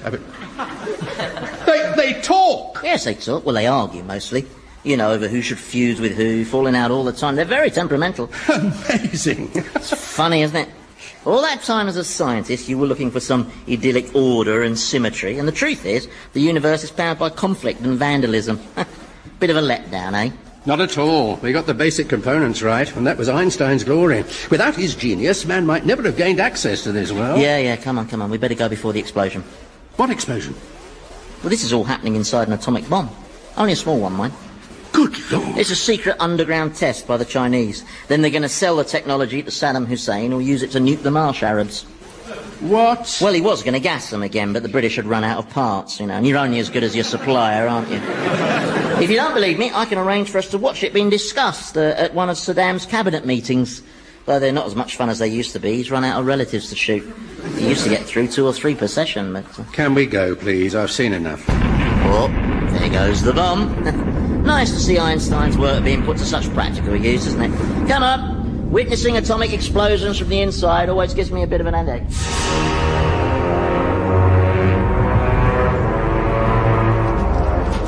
So, you've finally broken the professor, you reckon? I think so, yeah. He went very quiet on the way back. Yeah. I don't think we'll be hearing any more of that triumph of the human spirit bollocks. You must be well pleased. Well, I thought I would be, but, I don't know. Still, you'll be spending less time with him now, eh? You should have seen his face when he saw all those atomic particles there. He was full of, what do they call the emotion? The one where they have that strange, sloppy smile that looks like someone's stolen their brain. Joy? That's it. Hey, I'm glad I'll never go through that, eh? Oh, who needs it? Not us. Oh, by the way, I lost Fido. Oh, I'm sorry. What happened? Robert Maxwell ate him. Oh, no. I'm going to get Maxwell back, though. Oh, I should hope so, yeah. Incidentally, Gary, this isn't meant as a criticism or anything, but, haven't you been neglecting the punishment of the loathsome Thomas a bit? Eh? Well, it's just you don't seem to have been tormenting him recently. Yes, I have. I left that spoon there. Oh, yeah. Sorry, I forgot, yeah. The spoon was a belter. Yeah, it's nice and economical, isn't it? Tormenting them with their own personality. How far's he tunnelled now? Bloody miles. I think he's about to come up in the living world, but by my calculations, he should be emerging in the lake of fire about now. There he goes. He's a good screamer, isn't he? Yeah, well, he'll be horribly charred and burnt, of course, from the backdraft. We'll go taunt him, shall we? And why not?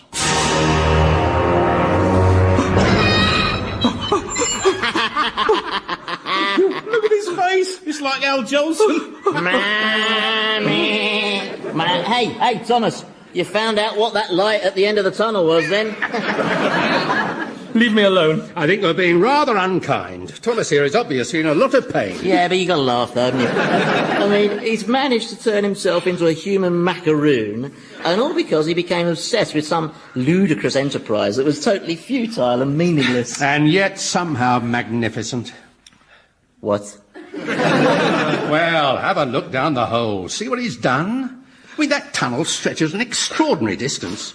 And he hasn't just done the one tunnel. No, there's dozens of other tunnels branch off it. It's an extraordinary catacomb, a superb feat of engineering, dug by just one man using only his willpower and a spoon. A bent spoon. A bent spoon.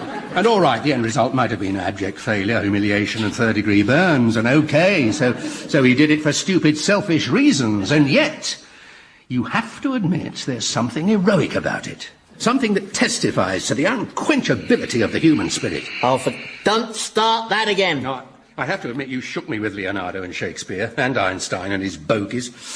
I'd always thought of them as great men, but I realise now no men are great. That's right, all men are equal. Equally crap. But there is greatness in man. Oh. And Thomas here has given us a glimpse of it. He's shown that it's not what we achieve, it's the aspiration to achieve it. The desire to attempt the impossible. That's ultimately the triumph of the human spirit.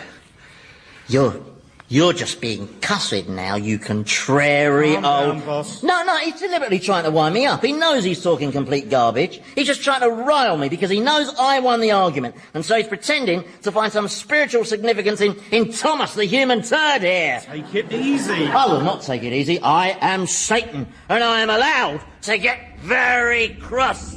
And I'm extremely cross now, as you will probably have realised from the flames shooting out of my mouth. And I...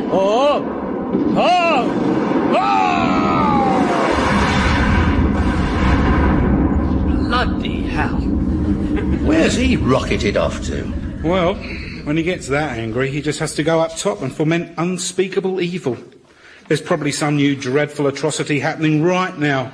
It'll be the first item on News at 10, and it's all your fault. Still, nice to see him back to his old self. I'll catch you later, boys. I'm off to watch Robert Maxwell being spit roasted by 200 Daily Mirror pensioners. Are you all right? Oh, yes, I'm hunky-dory. I love having my flesh hanging off me in blackened lumps. Of course, not that I should worry about that. Sorry? Well, you were saying earlier that we shouldn't necessarily trust our perceptions to tell us what is real. Oh, yes, indeed. This might not really be hell, you said, an observation which prompted me to start tunnelling, as I recall. Still, it's a fascinating question, whether there is such a thing as objective reality. Isn't it just? Yes. For instance, how real is this spoon? Who can say? It looks real. It feels real. Ow! It sounds real. But is it? Is that nosebleed you're having real? Or indeed the nose? Ow! It sounds real, as does your skull. Oh, stop! Let's explore this philosophical mystery further.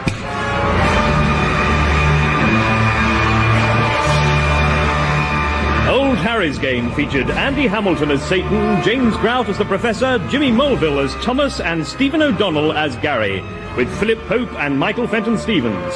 The programme was written by Andy Hamilton and produced by Paul Mayhew Archer.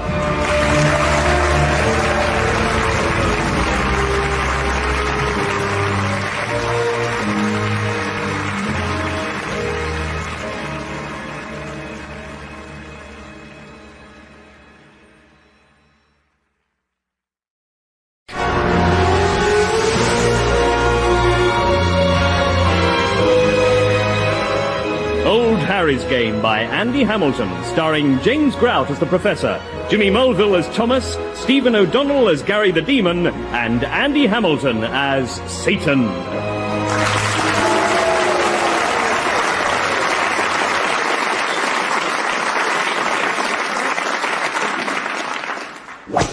That's it. Welcome to hell, you miserable sinners.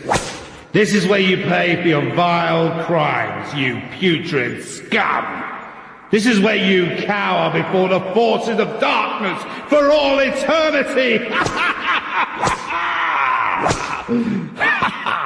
What are you doing? Oh, just practicing. 14 High Court judges have just died. They should be here in a moment. 14 at once? Yeah. Well, how did they die? Ooh, big gas explosion in a brothel in Streatham.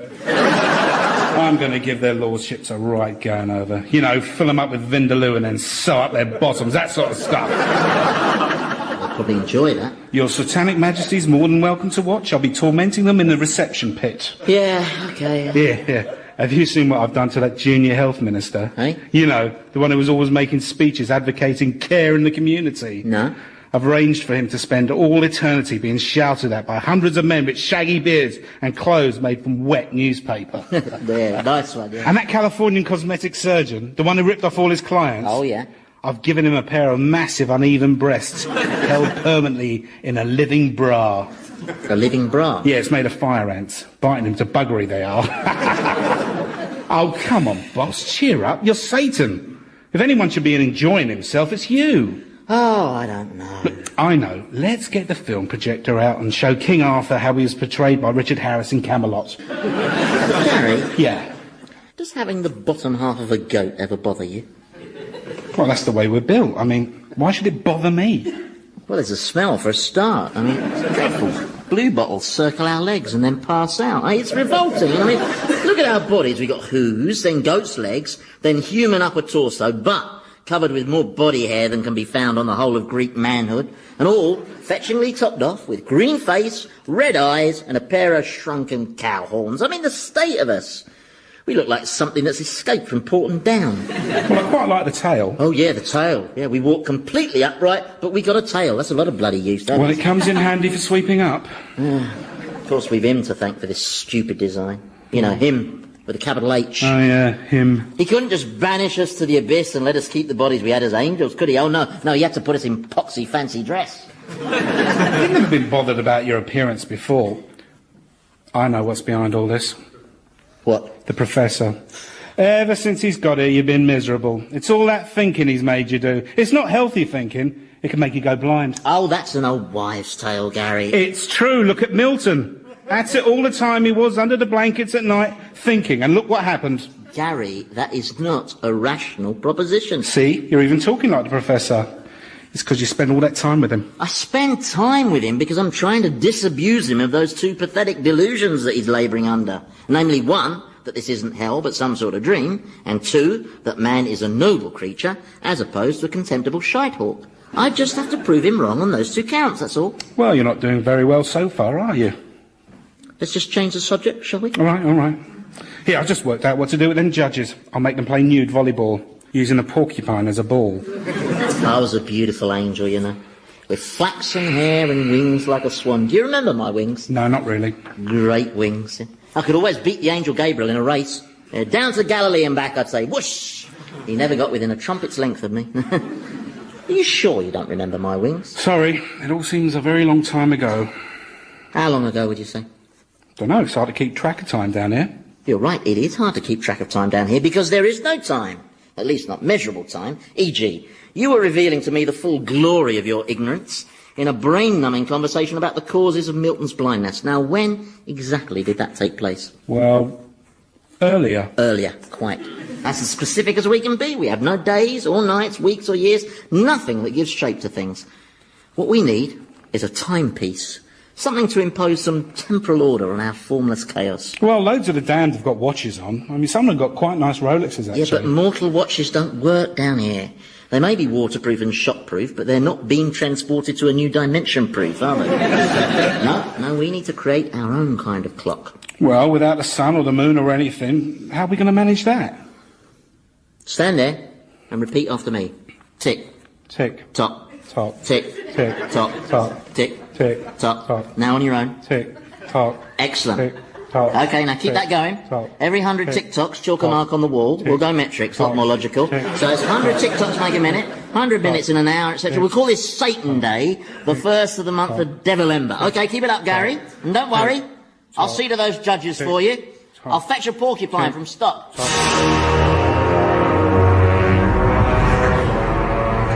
Come on, admit it, I'm right. Come on, I'll twist your head off. Just on the rounds. Everything normal here, I see. One human being inflicting pain on another. No, but we are just having a lively discussion, that's all, about capital punishment. You see, I'm opposed to the death penalty, but Thomas believes hanging should be brought in for murderers, terrorists, social workers, and those people who wash your windscreen without asking. Come on, agree or I'll bite your ear again. Yow! I'm the only one who's allowed to do any bullying down here. Let him go. No! Don't defy me, Thomas. But I'm enjoying it. All right, you asked for it. Oh, my God, what have you done? Oh, really? Don't you think that's going a bit far? He was hurting you. Well, yes, I mean, maybe so, but that's no reason to turn him into a cauliflower. What's he turned me into? I can't see anything. You're a cauliflower! A cauliflower? Oh, very lucky cauliflower. Not many of them are blessed with the power of speech. You can't do this to me. I can't spend the rest of eternity as a vegetable. Well, I'd say that represents something of a promotion for you, Thomas. Look, please, I know he was being a bit unpleasant, but... Oh, don't tell me. I know. You bear him no ill will. Well, quite. I mean, I know he's a bit aggressive, but I think the aggression stems from insecurity. I don't even like cauliflower. You see, I think the problem is that deep down he doesn't like himself. Then he's got better taste than I gave him credit for. There's probably some trauma in his childhood. Oh, here comes the excuse squad. Well... Look, Prof, like all people, Thomas is base because that's his nature. He came into the world like that. His DNA's got the word ratbag printed all the way through it. All right, I accept there's a degree of genetic predisposition, but I still think environmental factors are crucial. Society exerts pressure that... Oh, I see. It's nature v nurture, the big match, is it? All right, Prof. You're coming with me. Soon put you straight. Thomas, you stay right here. Oh, very funny. Where are you taking me? Up to the land of the living. Here we are. First stop, Hemel Hempstead Town Centre at chucking out time. Are we invisible? Oh, totally, yeah. Unless we stand against the pink background. Oh, why is that? No idea. It's an unexplained phenomenon that I discovered when I materialised in Barbara Cartland's bedroom. You should have heard the old girl scream. And two of her Pekingese dropped dead from shock, I'm pleased to say. Now this is the ritual we came to see. Observe how these fine young examples of English manhood are attempting to stove each other's skulls in. Yes. Not a pretty sight, is it? Well, they're not all fighting, though, are they? No, true. The ones with the really big bellies can't get close enough to trade blows. Now keep your eye on the one with the hair cropped in the shape of a swastika. Yeah, what are you looking at, eh? You looking at me? I'll have you. Barry. Oh, say, what are you looking at, scumbag? Barry. Right, that's it. I'm gonna nut him. It's your reflection, Barry. Where'd he go? Come here, you chicken. So, tell me, Prof, what environmental factor caused that Neanderthal display? Well, alcohol, of course. A drug society does so much to promote. I mean, these chaps are encouraged to drink more than they can handle, and then the alcohol lowers their inhibitions, and they... Reveal their true natures, exactly. Nature 1, nurture 0. No, I can't Look, agree. Prof, do you see any of those drunks doing origami? Or praying for world peace, or cuddling teddy bears? No. They're kicking each other's heads in. Because when you remove the controls and social inhibitions, that's what humans like to do. You just have to see the bad in people, don't you? There goes Sainsbury's. I still say environment's the key factor. All right, come on then.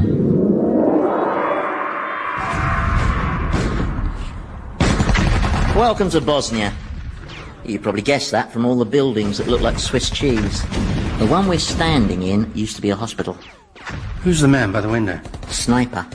He sits there all day with his rifle, just waiting for some little old lady to cross the square with her shopping, and then he picks her off. Like that. Oh, God. And he's a victim of his environment, I suppose, is he? Maybe he should go on Oprah. Slobberdan here is addicted to shooting defenseless old ladies. Join us after the break for Men Who Snipe and the Women Who Love Them. But this one is definitely down to nurture. You see, this man has grown up in a cauldron of ethnic hatred. There's a long and complicated history that explains his involvement in this conflict. Maybe. Doesn't quite explain that gleam in his eye, though, does it? Can we go, please? Sure. Now, where next?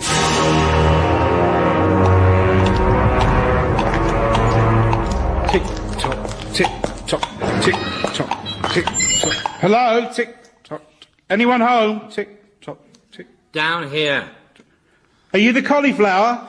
Yes. Tick-tock. What's all this tick-tock stuff? Satan wanted a clock. Tick-tock. So I'm it. Tick-tock. What's all that bobbing your head from side to side? You look ridiculous. I do not. Tick-tock, tick. Well, you look ridiculous to me, and I'm a cauliflower. Have you seen Satan? Tick-tock. He went off with the professor again. Gary, have you noticed?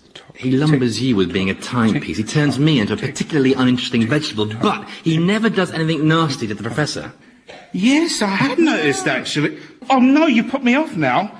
And he's spending more and more time with that overeducated windbag while you do all the work. I ask you, is that fair? Mr. Pope, a right-wing old pole. Exactly. I mean, if you're going to have all the responsibility for running this place, then by rights you should have the authority. You should be the chief executive of Hell PLC. Because you've got the necessary drive, flair, resourcefulness, and intelligence. Was my last one a tick or a top?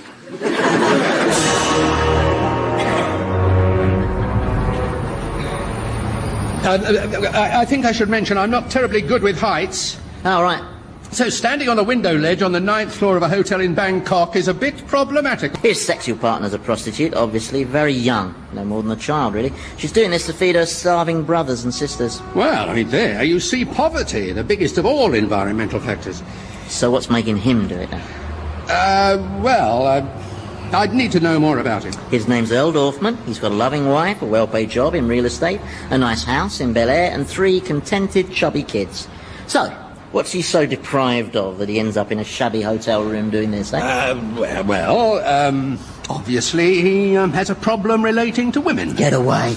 It's likely he had problems as a child, perhaps in his relationship with his mother. Go on. Who may have dominated, indeed disfigured, his sexual and emotional development to the point where he switched off his emotional half and came to regard women as objects.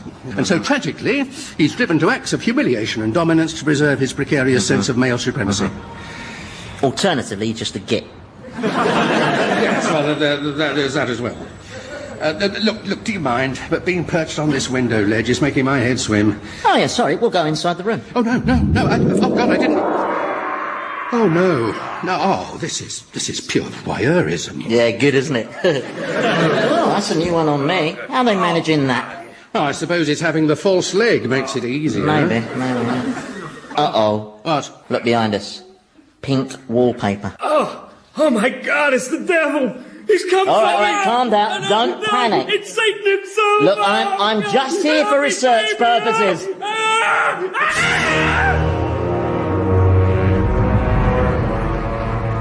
You see, Gary, the truth is big changes are needed around here. I'm talking about a putsch. Very interesting. What's a putsch? I'll tell you if you turn me back into my pre-vegetoid state. No, I can't. I'll get into trouble. Oh, go on, Gary, please. With the exception of being cooked and having a cheese sauce poured all over me, I think I've exhausted the full range of experiences available to a cauliflower. No, I don't, because... He's back! Tick-tock. See, Prof, basically, you're all pre-programmed to fight, kill, lie, cheat. Hello, Gary. Oh, before I forget, we're about to get an unscheduled arrival from Bangkok. A naked American businessman. Massive heart attack. Yeah. How's the timekeeping going? Fine. Tick. Yeah? And what time do you make it? 84 minutes past 3. Tick-tock. Tick-tock. Hang on. Tick. That's no good. Tick. Your tick was twice as long as your top, then. Yeah, well, you asked me a question. Tick. You did it again. The seconds are supposed to be the same length. This is no good at all. No, well, I'm doing my best. Don't stop. I will. This is a stupid idea. I shouldn't have this job. For a start, I can't hold a beat. You know that. From the time we had the staff karaoke evening, I kept getting ahead in Stand By Your Man, and all the other demons just stood around, started laughing at me. Don't upset yourself. I'll find another timepiece. I know. I could use Thomas the cauliflower. Oh, no. Attach a length of rope to him and then swing him as a sort of pendulum and... Oh, no, he's got maggots. See, Prof? Even when you turn them into collies, people are still rotten to the core. Look, I'm sorry. Taking me on that whistle-stop tour of the world's most inadequate individuals really didn't prove a thing on our nature versus nurture debate, you know. All right, then. I thought of a more controlled experiment. How about a drummer? Hey? To do all that tick-tocking, someone with a decent sense of tempo. All right. As long as it's not Keith Moon. You know what he's like, just trashes everything. You thought he'd calm down a bit, but no. Prof, you come with me. We're going back up top.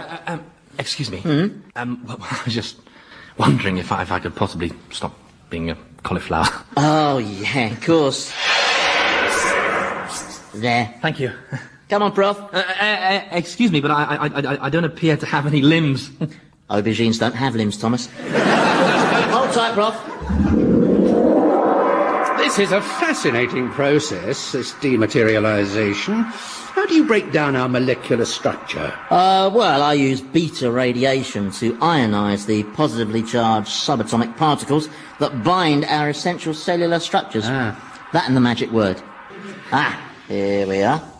A quiet, leafy street in a tranquil Surrey suburb. It's very nice. This is where Thomas grew up. It's so easy to see why he turned out the way he did, isn't it?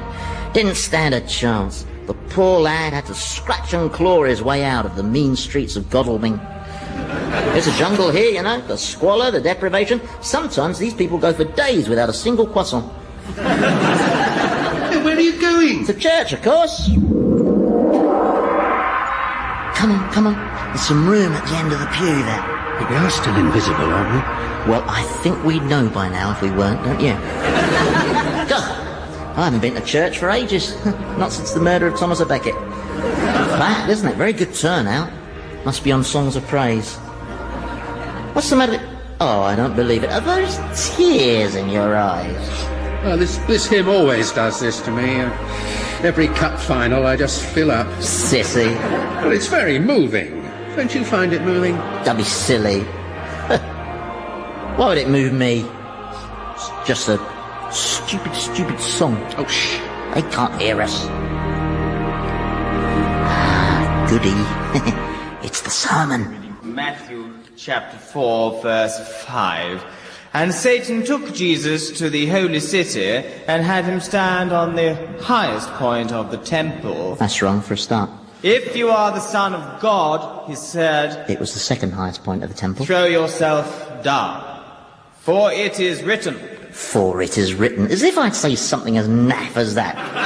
It makes me sound like Charlton Heston. Now, what are we to make of the story of Christ's temptation? See the vicar? That's Thomas's dad, that is. Oh, you're kidding me. No. So, you see, Thomas was raised according to good Christian principles by a man of the cloth. Yet he still turned out a scumball. Another win for nature over nurture? Not at all. Just because he's a vicar doesn't mean anything. For all we know, there could still have been brutality in the home or lovelessness. I knew you'd say that, so I've got something else to show you. And here we are, the perfect suburban home. Who's that woman? You'll see. Darling, it's okay, I'll do the dishes later. It's all done. Good grief, it's Thomas. Correction, Thomas's twin brother, Clive. Well, he's very like Thomas. I'm just off to distribute blankets, the down and outs. Not that like Thomas. Poor souls, it's a freezing night. Yes. Well, don't go giving all your money to them this time. I don't want you walking all the way home again. I might visit the cemetery on the way home. Check Thomas's grave hasn't been vandalised again. It's a disgrace. I don't know why those people keep doing that. Well, he did raid their pension schemes. A lot of them are homeless now. Yes, but he's dead and gone, and, oh, I don't know. Now, don't upset yourself. He's gone to a better place. I love it when they say that.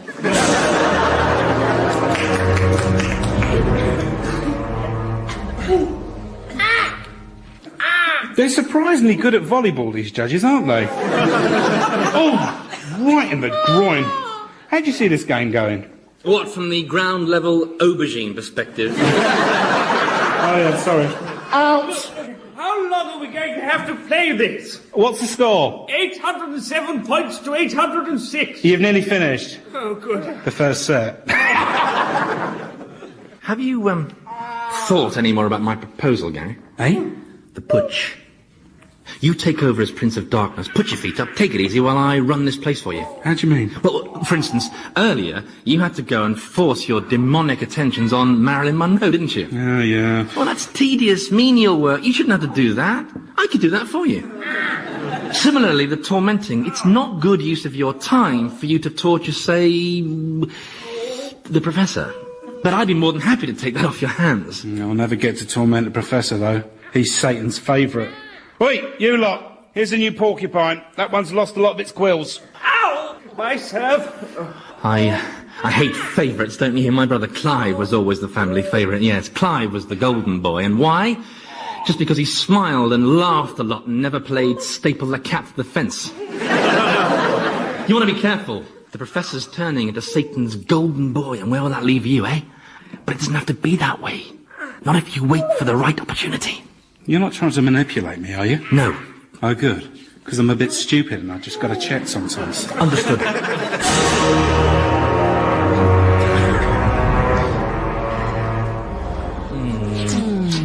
Oh, look at them, soppy kissing. Well, I think it's rather touching. Now, you take care of yourself. Oh, don't be late. Your mum's calling round. Right, she's She's missing Thomas dreadfully. I know. She can't stop talking about him. But yesterday she was reminiscing about how just moments after you two were born, she got him trying to strangle you with the umbilical cord. Yes, that was Thomas, a real character. I love you, Clive Crimp. Oh, let's go before there's more of this stuff. No, wait. Darling, I've got this for you. I bought it on an impulse.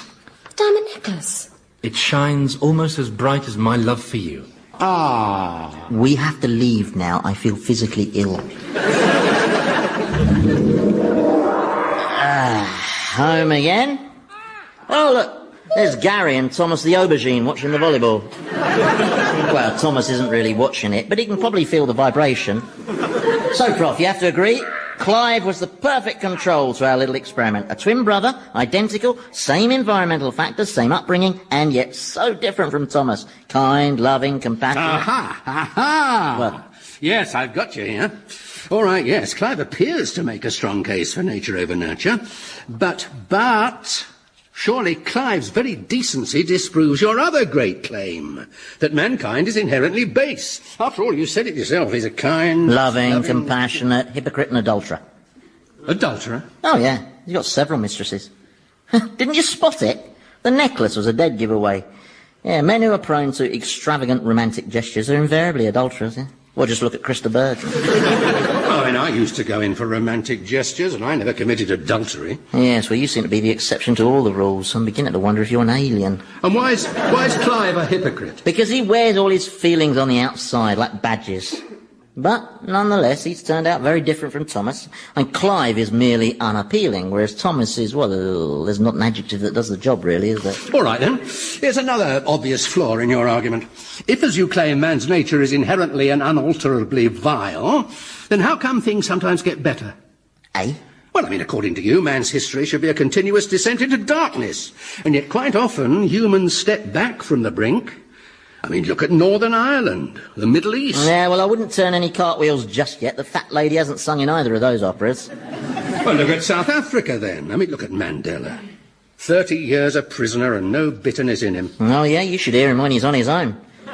He's got a white cat called de Klerk, and he kicks it all round the room. And there's one more massive inconsistency in your position. Yeah, go on, then. Well, if for a moment we accept your claim that man is born bad, then it's neither fair nor logical to punish him. I mean, if he's got no free will, you're just punishing him for being something he can't change. It's nature. In which case, what is the point of hell?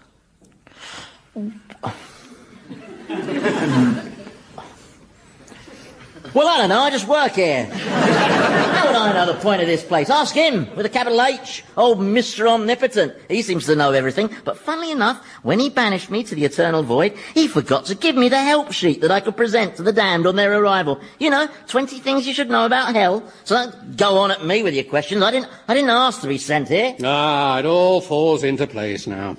Does it? You want to see humans as degenerate, with animal natures, because that's how you want to see yourself.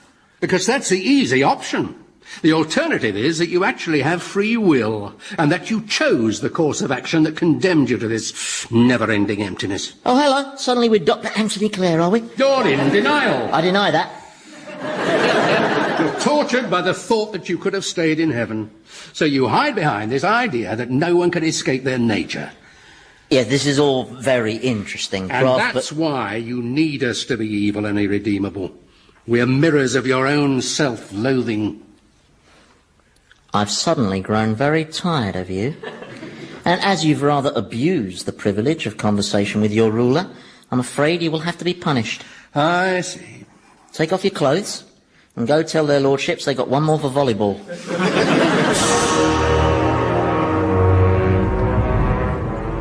Tick tock tock tick.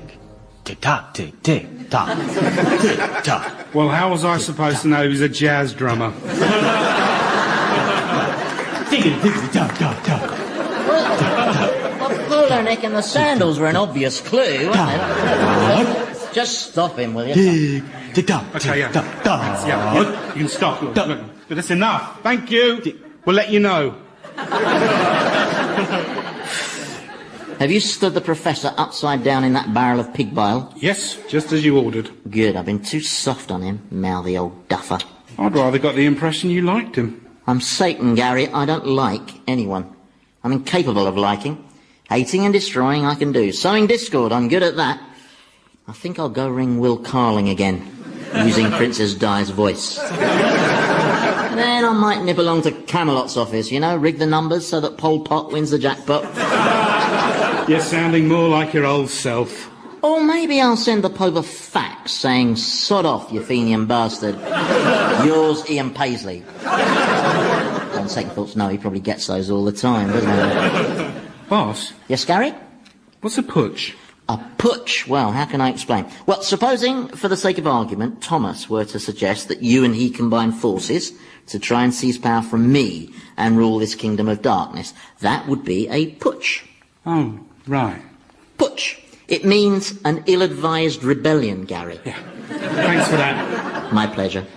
Boss, can I ask something else? Go on. Why are you wearing trousers? Because I got fed up staring at these poxy goat's legs, that's why. Don't you like them? 70% cotton. I think they're rather smart. I got them off Thomas. Why don't he need them then?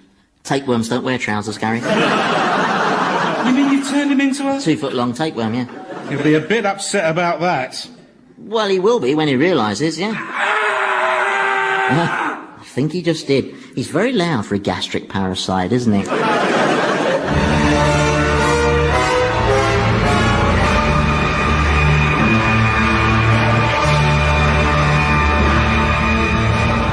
Old Harry's Game featured Andy Hamilton as Satan, James Grout as the Professor, Jimmy Mulville as Thomas, and Stephen O'Donnell as Gary, with Philip Pope, Michael Fenton-Stevens, and Felicity Montague. The programme was written by Andy Hamilton and produced by Paul Mayhew Archer.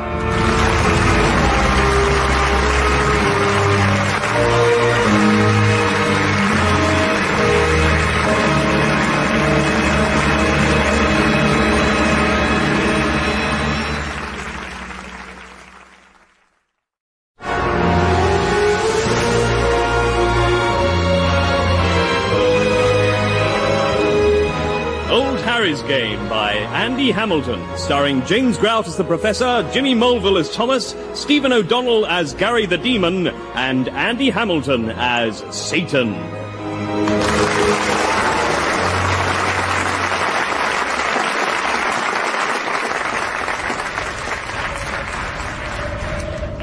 When no one else can understand me, when everything I do is wrong, you give me hope and understanding. You give me strength to carry on. Oi, Elvis! Elvis, keep the bloody noise down. Sorry, sir.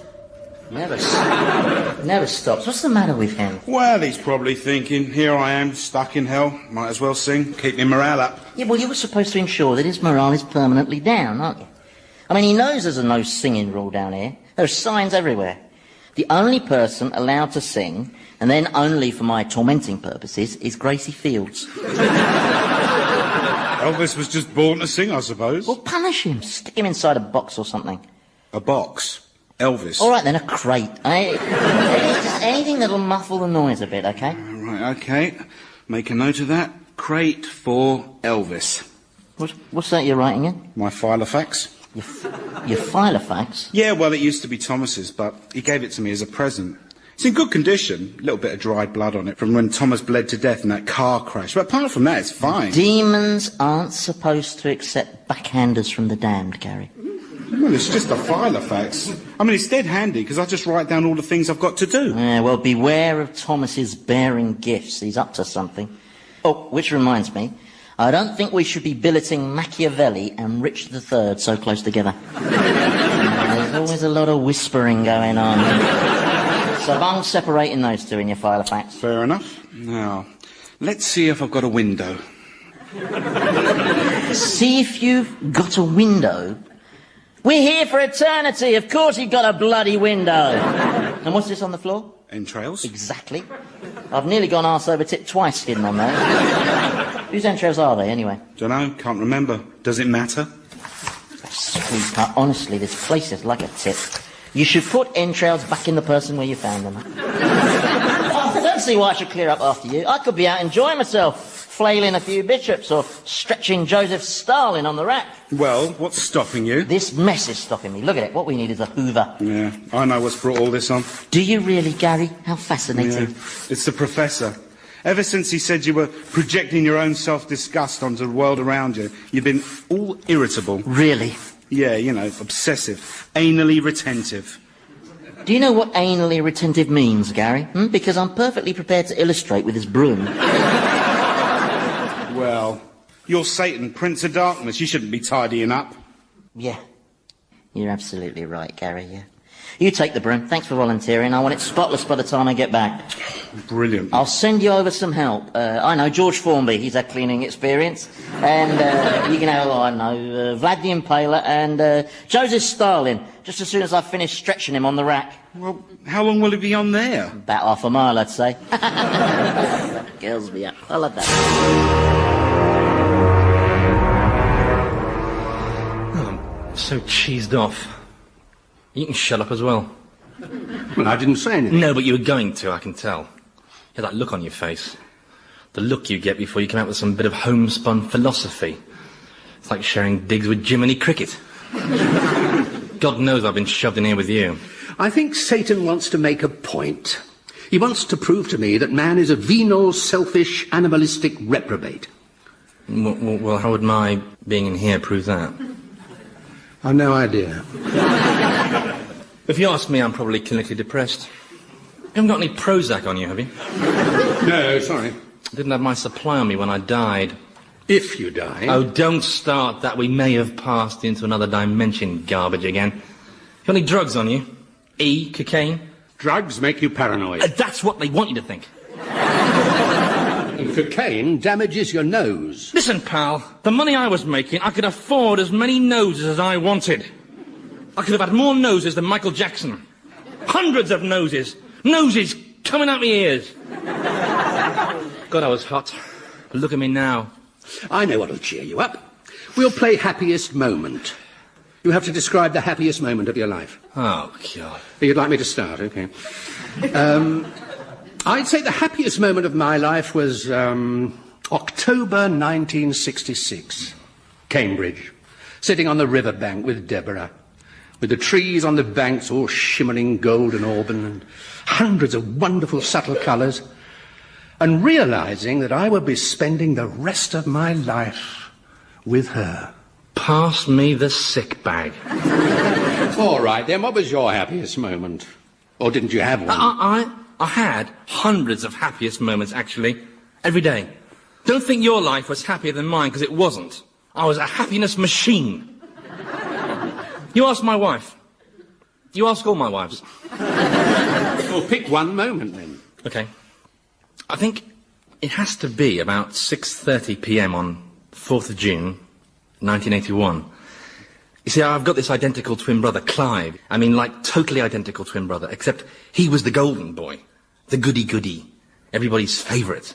Anyway, that night, I called round to his house, and his wife, Jean, answered the door, and she must have been expecting him home because she thought I was him.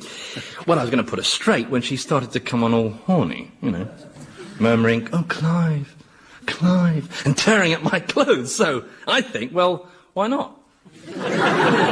So a few moments later, we're both stark naked on the floor in the hall, going at it like rabbits, and all the time she's thinking I'm Clive, Super Clive, Clive, the patron saint of smug siblings, and I'm thinking, this is brilliant, because he's looked down on me all our lives, but now I'm getting my revenge. Oh yes, I've triumphed, because without anyone realising, I'm shagging my brother's wife. And what's more, I had clap at the time. And while I'm cuckolding my own brother, I am thinking, this has got to be the happiest moment of my life. Great day. What? Why is your jaw hanging down like that?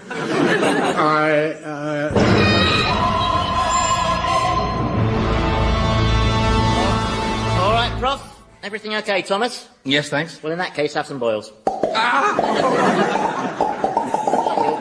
Your face is suited to boils, Thomas. They match your personality. Are you all right, Prof? You look a bit pale. Oh, yes, I'm fine. We were just playing a game. Oh, that's funny. I've just been playing a game with Elvis, where I put him in this crate and nail the lid down. And he has to find a way out? No, he has to put up with it. So what was your game? Well, we each had to recall the happiest moment of our lives. Mine was an afternoon in '66 with Deborah, and Thomas's was, well, it was a bit different. Do you want to go? No, that's not my kind of game. Well, you must have had a high point. It sounds like a very boring game to me, Prof. Now, if you'll excuse me... You haven't known happiness, have you? Oh, and which of your countless human emotions is that? Is happiness the one where you leap up and down, screaming gibberish because you won a holiday in Spain? Oh, no, that's elation. Oh, right. Well, then is happiness the one where you walk around with a self-satisfied smirk because some other mortal is desperate enough to want to have you jiggle bits of your body inside theirs? Of course not. So, Prof, pray, what's the official scientific definition of happiness? Well, I don't know. Often you don't identify it until after you've lost it. I must be getting on. Things to do. Well, you must have known some happiness. Before the fall, maybe. Maybe. Or have you erased all that from your memory? All I remember, Professor, is that without being given a fair hearing, I, along with several of my colleagues, was sent hurtling out of heaven until we fetched up in this hole, sporting a tail and horns and goat's legs. And all this because a certain omnipotent individual overreacted. Well, how do you overreact to a rebellion? It was not a rebellion. It was more of a representation by middle management. There were some angels, me included, who felt I should be assigned a more executive role. But his nibs didn't agree. Next thing I know, I'm plummeting through space with lightning up my arse. Still, what's done is done. Nothing I can do about it now. Except whinge. I'm sorry, Thomas. What did you say? Nothing. Only I thought I heard you call me, Satan, master of the eternal fires, a whinger. Now, do you think that was very wise?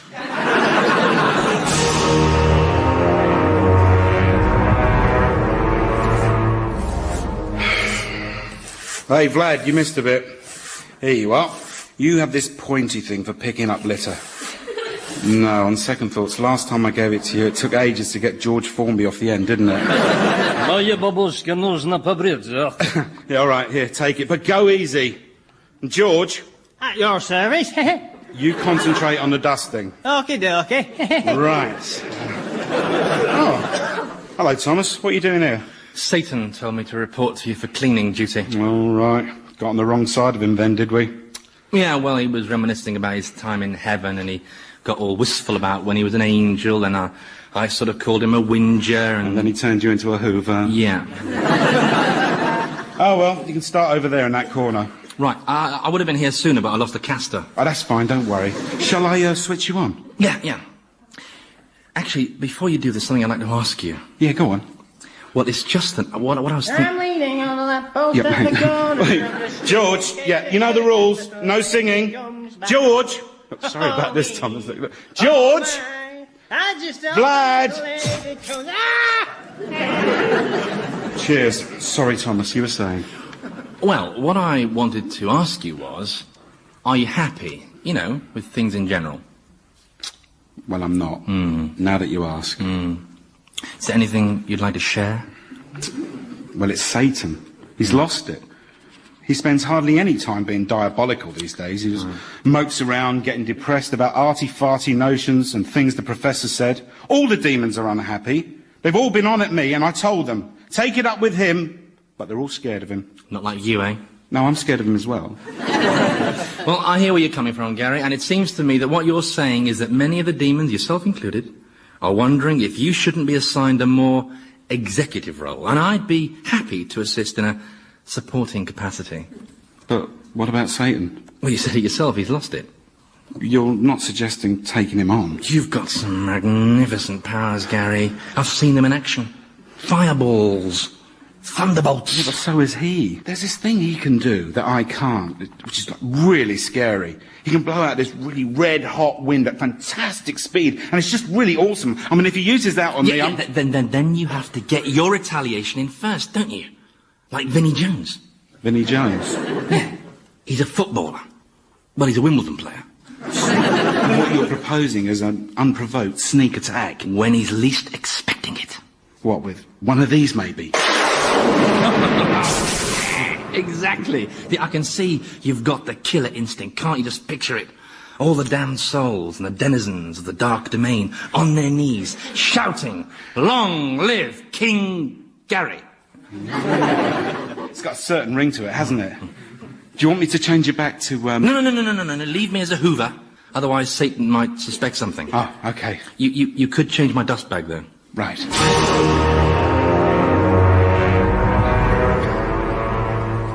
So, what do you reckon is the path to true happiness, then? Oh, well, goodness knows. I mean, people find happiness in so many different ways. Through their family, or their work. I mean, you feel happy in your work sometimes, don't you? Well, I must admit, I do get a sort of warm, pleasurable glow when I'm torturing Richard Nixon. But then who wouldn't? Most of the time I just feel nothing. Do you ever get that?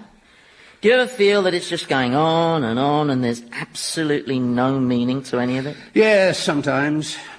Especially at the opera. Well, I get the... Hang on. Listen. I don't believe this. I've jammed him into that tiny crate and he's still singing. How can he do that? He hasn't lost it, though, has he? I saw him live once. Really? Yeah, Las Vegas. Fantastic. Towards the end of his career, mind. He'd slowed up a bit. He didn't do any pelvic thrusts. At least I don't think he did. He was so fat you couldn't really spot his pelvis. Oh, it's no use. I've got to get to the bottom of this. I want to have a word with him. Hey, where did the crate go? It's over there. Now, I've materialised you before us because I want you to answer some questions. There's some jelly in it for you. Thanks, sir. Now, I entombed you in a crate not much bigger than a ladybird's handbag, and yet still you sing. Why? Well, sir, I feel the most like Elvis when I'm singing, sir. He is Elvis. Well, I think what he's saying is his singing defines him, gives him meaning. Is that what you mean? Well, I don't rightly know, sir, but all I know is that I feel real good when I sing. 'Cause when I sing, I remember my mommy holding me tight and singing to me. And maybe I remember all those happy hours I spent in God's house as a child, singing the praises of the Lord. So you see, sir, I think sometimes we try too hard to find happiness in the phony things, like money and fame, when all the time happiness is staring us right in the face in those simple day-to-day experiences like love and affection and music. Does that make sense, sir? No, it's gibberish. You're going back in the crate. Well, what about the jelly? No jelly. Promise, jelly. I've never liked him. You wait till Bjork gets down here. She's going straight in there with him. That'll shut him up. Now, Prof, where were we?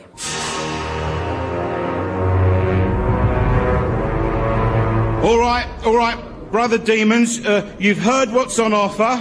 Basically, we're offering a fresh start, or new hell, as we like to call it. A place where demons have the confidence and freedom to be truly disgusting. That is my dream. What do you say? Are you with us? Well, we're not sure if we should follow you, really. Why not? Well, you're not very bright. Gary can lead you all to glory. Who said that? I don't know. I think it was the vacuum cleaner. Fellow demons, I have a dream. I can give hell a sense of meaning, a sense of direction. So what's our mission statement, then? Hey? Our mission statement. We need to be given some specific objectives all laid out in brightly coloured graphs. That's right, with loads of columns showing our performance targets. Haven't you got any charts with punchy headings or anything? Have we? No. Where do they get this stuff from anyway? Who are those two? They're the demons responsible for tormenting former BBC managers. I think they've gone native. Okay, this is what you offer them. What is it?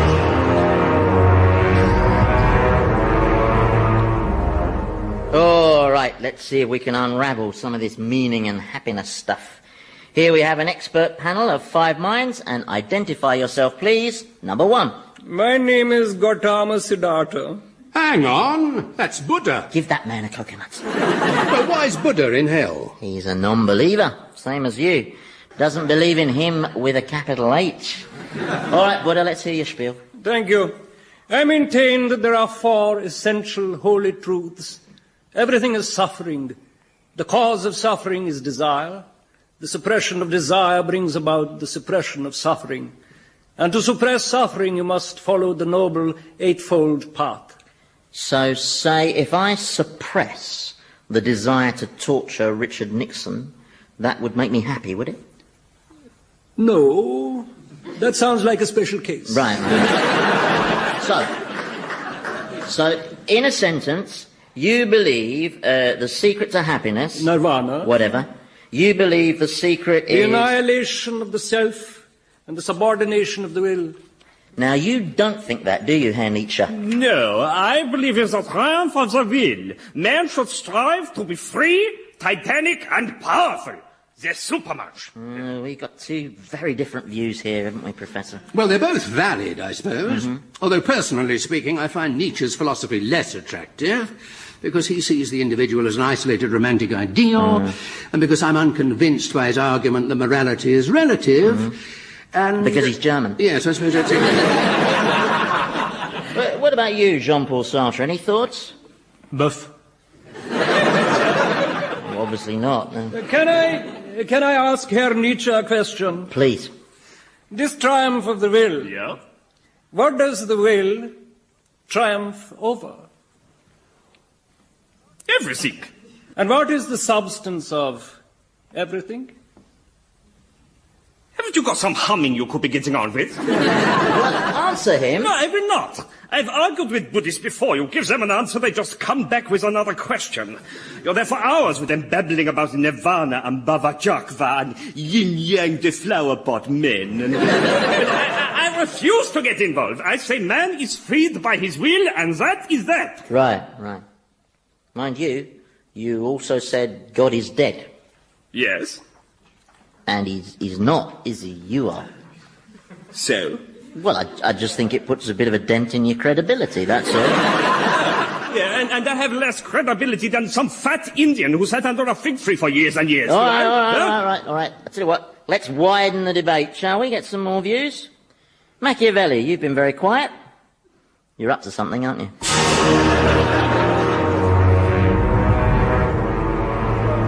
And, brother demons, not only do I promise deeper and darker pits for the damned, but, in addition, we will create a regulatory body to monitor the deepness and darkness of pits and ensure that in terms of deepness and darkness, they shall continue to improve. This regulatory body will be called Off-Pit, and will guarantee that this will be a centre of excellence in the persecution of lost souls. Now you're talking. That's what I call leadership. You've got them, Gary. They're putty in your hands. Yeah, what if Satan does his party piece? You know, the fantastically strong wind. He won't get a chance to. I'll do me Vinnie Jones on him. Well, grabbing him by the ghoulies won't stop him. Well, enough of talking. Are you with us or against us? All right, we'll have a show of hooves. I will win. I will. Damn. Okay, best out of 3. Who'd have thought Buddha would be so good at arm wrestling? Well, he's got a bit of a weight advantage. True. Come on, Prof, let's go for a walk. I didn't think much of Machiavelli's definition of happiness, did you? What, poisoning people without getting caught? Was a bit on the negative side. Well, why didn't you try some of the other philosophers? You must have dozens down here. Nah, can't be bothered. Anyway, most of them went to pieces as soon as they arrived here.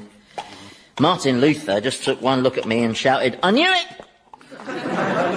No, there's none worth consulting, really. I mean, Descartes just keeps muttering, "I think, therefore I am, aren't I?" at total strangers. Rousseau wanders around with no clothes on, and I can't remember where I put Aristotle, so... Oh, I don't know. You look for a bit of meaning, and all you find is zilch. You know, I've been thinking. You never stop. I think there is a discernible meaning to your existence. You see, could humans experience happiness if there were no such thing as unhappiness? I think not. And you are an agent of misery. Ergo, by generating anti-happiness, you define happiness. There. An ingenious and well-argued theory, Professor. Thanks. But total bollocks, of course. Yes, I'm afraid so. Still, thank you for trying. Do you know how many times I get mentioned in the Bible? No. Well, I get mentioned in the book of Job. Allegedly, I persuaded him to test Job's faith by taking away Job's extraordinary wealth. Not true, of course. No? Nah. Job lost all that money playing the markets. He bought masses of stock in Sodom and Gomorrah insurance services. Well, they just got wiped out. Then I appear a few times possessing people and stuff, but I'm really an extremely minor character. No, it was the church who built up my part, very useful for them I've been. The bogeyman they can browbeat people with.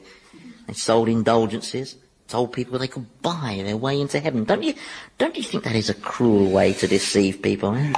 That's why the cruelest pit down here is the Pope enclosure over there. Their holinesses get the most perpetual punishment available. I see they're all still pregnant. Oh, yeah. Yes. Heavily pregnant, with backs at breaking point and hemorrhoids the size of cauliflowers. And it'll never end for them. Just like it'll probably never end for me. If I knew there was, a full stop, that might make sense of the sentence. Well, I've always felt life's about the journey, not the destination. Did you used to subscribe to Reader's Digest? Well, I did, actually. Yes, I thought so. Anyway, maybe your journey does have a destination.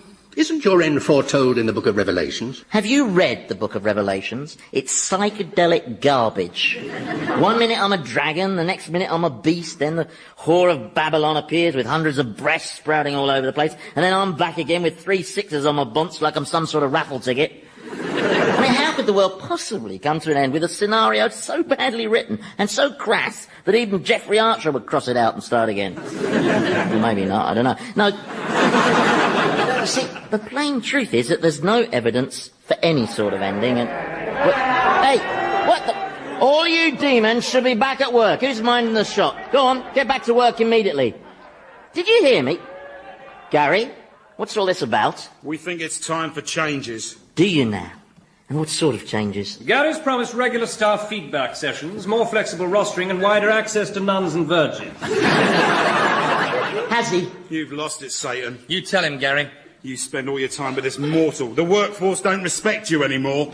Oh, and who would they respect? Someone whose best mate is a Hoover? Now, get back to work, you lot, before I get... You did it, Gary. You got him. The perfect thunderbolt. Now finish him off. That was very sneaky. Thanks. You weren't expecting that, were you, eh? Didn't think I was up to it, eh? Are you okay? Not really, no. I'm going to destroy you, Satan. But he's defenceless. Yeah, tell me about it. It's all right, Prof. Don't you see this is my chance? If I let Gary destroy me, well, that will finish it for me, won't it? That would be my journey over. I can finally see a shape to it all. Got a lovely warm glow in my breast. Do you think that's happiness? No, I think that's where the thunderbolt hit you. Gary, I said finish him off. I will. Gary, It's so easy, Prof. I can end all this now. I just have to let him obliterate me. It is almost perfect, except that it involves letting Gary beat me. And I don't think I can allow that, really. Point of pride. He's getting to his feet. Satan! Zap him again, quick. You were saying, Gary, about making changes. Hey, lighten up. It was a prank. Let's pretend to rebel against Satan, we said, didn't we, guys? He'll see the funny side, we said. Didn't we, guys? Okay, run, everybody. I was wrong about you, Gary. You got all the killer instinct of a lettuce. Well, Gary, Thomas, I hope you both like flying. Oh, no. Not that, please, no. How far have you blown them? They'll just keep going and going until I suck them back, Went off at quite a lick, didn't they? I never realised Hoovers were so aerodynamic, I did seriously consider it, though, Letting Gary pull the plug on me would have been so easy. Just couldn't do it somehow. Oh, I wish I was in the land of Tuscany. There goes Elvis. Sing it, we go, and let the road go by. Oh, he's set Gracie off now. Shall I ask them to turn it down? Nah, let them sing. Come on, Prof. Let's go watch the pontiffs doing their pelvic floor exercises. You're not a Catholic, are you? No, my parents were in the Sally Army. You couldn't move for tambourines in our house. Hey, Gracie. Can you keep the noise down, ma'am? Gracie, please. I can't take any more.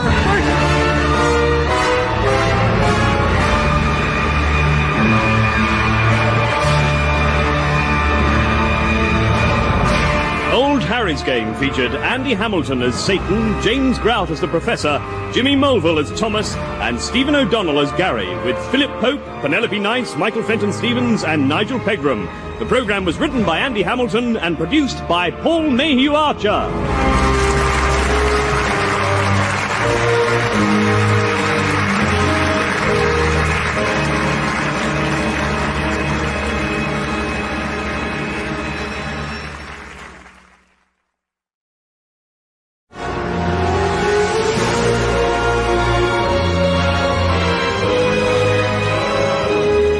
Harry's Game by Andy Hamilton, starring James Grout as the Professor, Jimmy Mulville as Thomas, Stephen O'Donnell as Gary the Demon, and Andy Hamilton as Satan.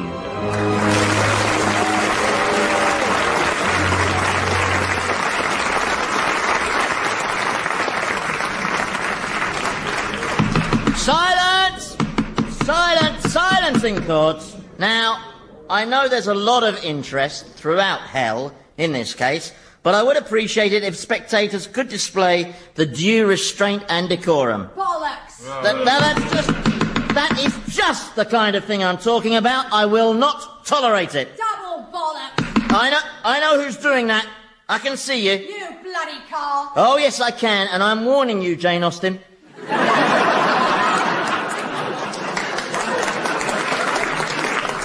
That's Jane Austen? Yeah, foul-mouthed hussy, honestly. Swears like Prince Philip with his pubes on fire. Yes, but I mean, she's Jane Austen. Supreme craftswoman of elegant style. You should never confuse the writer with their work, Prof. For instance, take a look at Oscar Wilde at the back there. Which one's he? He's the one wearing the Millwall scarf. See, they've all got a different side, sir. OK, on with the trial. This court is now in session with myself, Satan, Prince of Darkness, presiding in the case of Devil versus Gary. And the charges are that you, Gary, a demon of this realm, did knowingly engage in an act of foul rebellion. How do you plead? Guilty or very guilty? What happened to not guilty? The accused will not waste the court's time making pedantic legal points. Don't forget, Gary, I know what you did because I was there when you did it to me. I will now cross-examine the first witness, called Thomas... Excuse me. What? Well, don't I get a defence counsel? Oh, honestly, talk about picky, I don't know. Well, I'm entitled to have someone defend me. Oh, all right. Can I pick anyone? Whatever, it won't affect the result. Call the first witness, Thomas Quentin Crimp. Have you chosen yet? Trying to think. I wouldn't attempt the impossible, Gary. If God had intended you to think, he'd have given you an organ to do it with. Can I have anyone at all? Yes. Can I have O.J. Simpson's lawyer? No, he's not in hell. Yet. So, it's anyone here in hell. Right, in that case, I choose the Emperor Claudius. Very well, step forward, Emperor Claudius. Order! Wordsworth, leave your sister alone. And Oscar, cut out the spinning. Okay, right, now. Defence counsel will now cross-examine the witness. You are... Thomas? No. I can't allow this. This is an obvious delaying tactic. Just because he's got a little bit of a stammer. Don't play the innocent with me, Gary. You are exploiting a man with a speech defect. A man who does a lap of honour every time he completes a syllable. You're just trying to postpone your judgment. Well, can I pick another counsel then? If you're quick. All right, then, I pick Professor Richard Whittingham. Me? But why me? Yes, why him? Because he's the only one round here you listen to, that's why. Yeah, not even the prof can talk you out of this one, Gary. Well, look, I'm really not sure I'm the right person for the job. I'm not qualified. I mean, the only experience I've had of the law is waiting for my solicitor to ring back. You'll do, Prof. Now get a move on. Well, can I at least take instructions from my client? Oh, if you must. In the meantime, I'll kick off the cross-examination of the witness. You are Thomas Quinton Crimp? Yes. You were chairman of a privatised water company? Yes. And you are a verminous piece of loathsome human slime? Well, no. That's not a question. Now, Thomas, kindly tell the court whose idea it was to rebel against my majestic rule. Gary's. You lying toe rags! Silence in court! Order! Wordsworth, I won't tell you again. Now then, Thomas, can you give us your account of events? Well, Gary approached me and suggested that I help him overthrow you. I immediately lodged a protest. No, I said. Don't do it, Gary. Stay your impious hand, I said.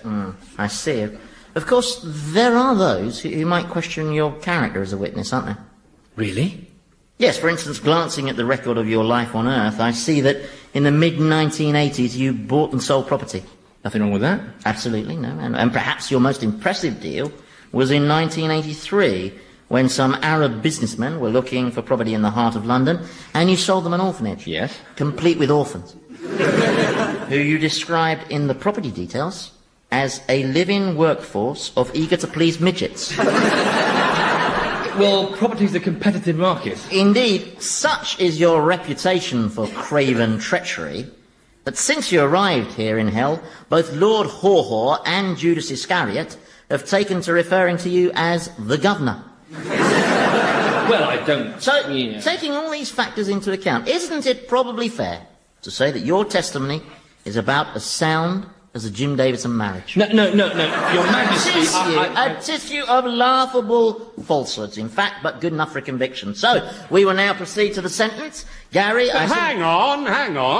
I haven't presented a case for the defence. And?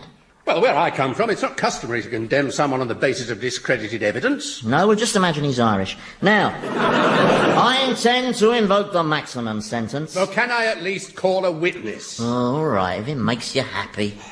I call Gary. Silence in court! Silence! Be quiet! You be quiet, you tosser! Right, that's it. Will the wardens please eject Jane Austen? I've had enough. Be careful, she bites! Right. I'm sorry about that, Professor. Proceed. Now then, Gary, in your own words, I'd like you to tell us what you feel is the essence of your defence. Diminished responsibility. Pathetic. I was talked into staging a rebellion by Thomas. Oh, that's a lie. I was playing cards at the time. Both Lord Haw-Haw and Judas Iscariot can vouch for me. Sit down, Thomas, or I'll nail you down. Was this the first time you'd been persuaded into staging a rebellion? No, it most certainly was not. I see. And when did it happen before? Well, when I took part in the rebellion, they got me thrown out of heaven. And who was it persuaded you that time? Satan. I object. Stick with me, lads, you'll be all right, he said. This god bloke's overrated, he said. Next thing I know, I'm a deformed, changing beast with hooves and horns and breath that curdles milk at 50 paces. Nobody forced you. I'd still be an angel if it wasn't for him, but he incurred the wrath of the Almighty, he whose name is too sacred to utter. Ah, Jehovah. No, that's his middle name. And what's his first name? No, don't say it, Gary. It's Nigel. Oh, Gary! Nigel? Shh, keep your voice down. No wonder he doesn't want it to be uttered. Nigel! He'll hear you. You feel his wrath. Ooh, what? The wrath of Nigel? I'm sorry, but I refuse to be frightened of a Nigel. Nigel! Oh.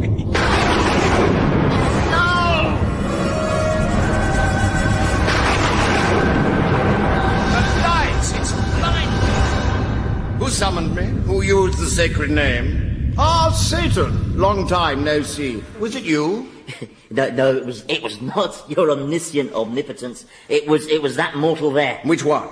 The swot with the glasses? No, that's the professor. No, it was the creepy-looking one. Oh, yes. I remember you.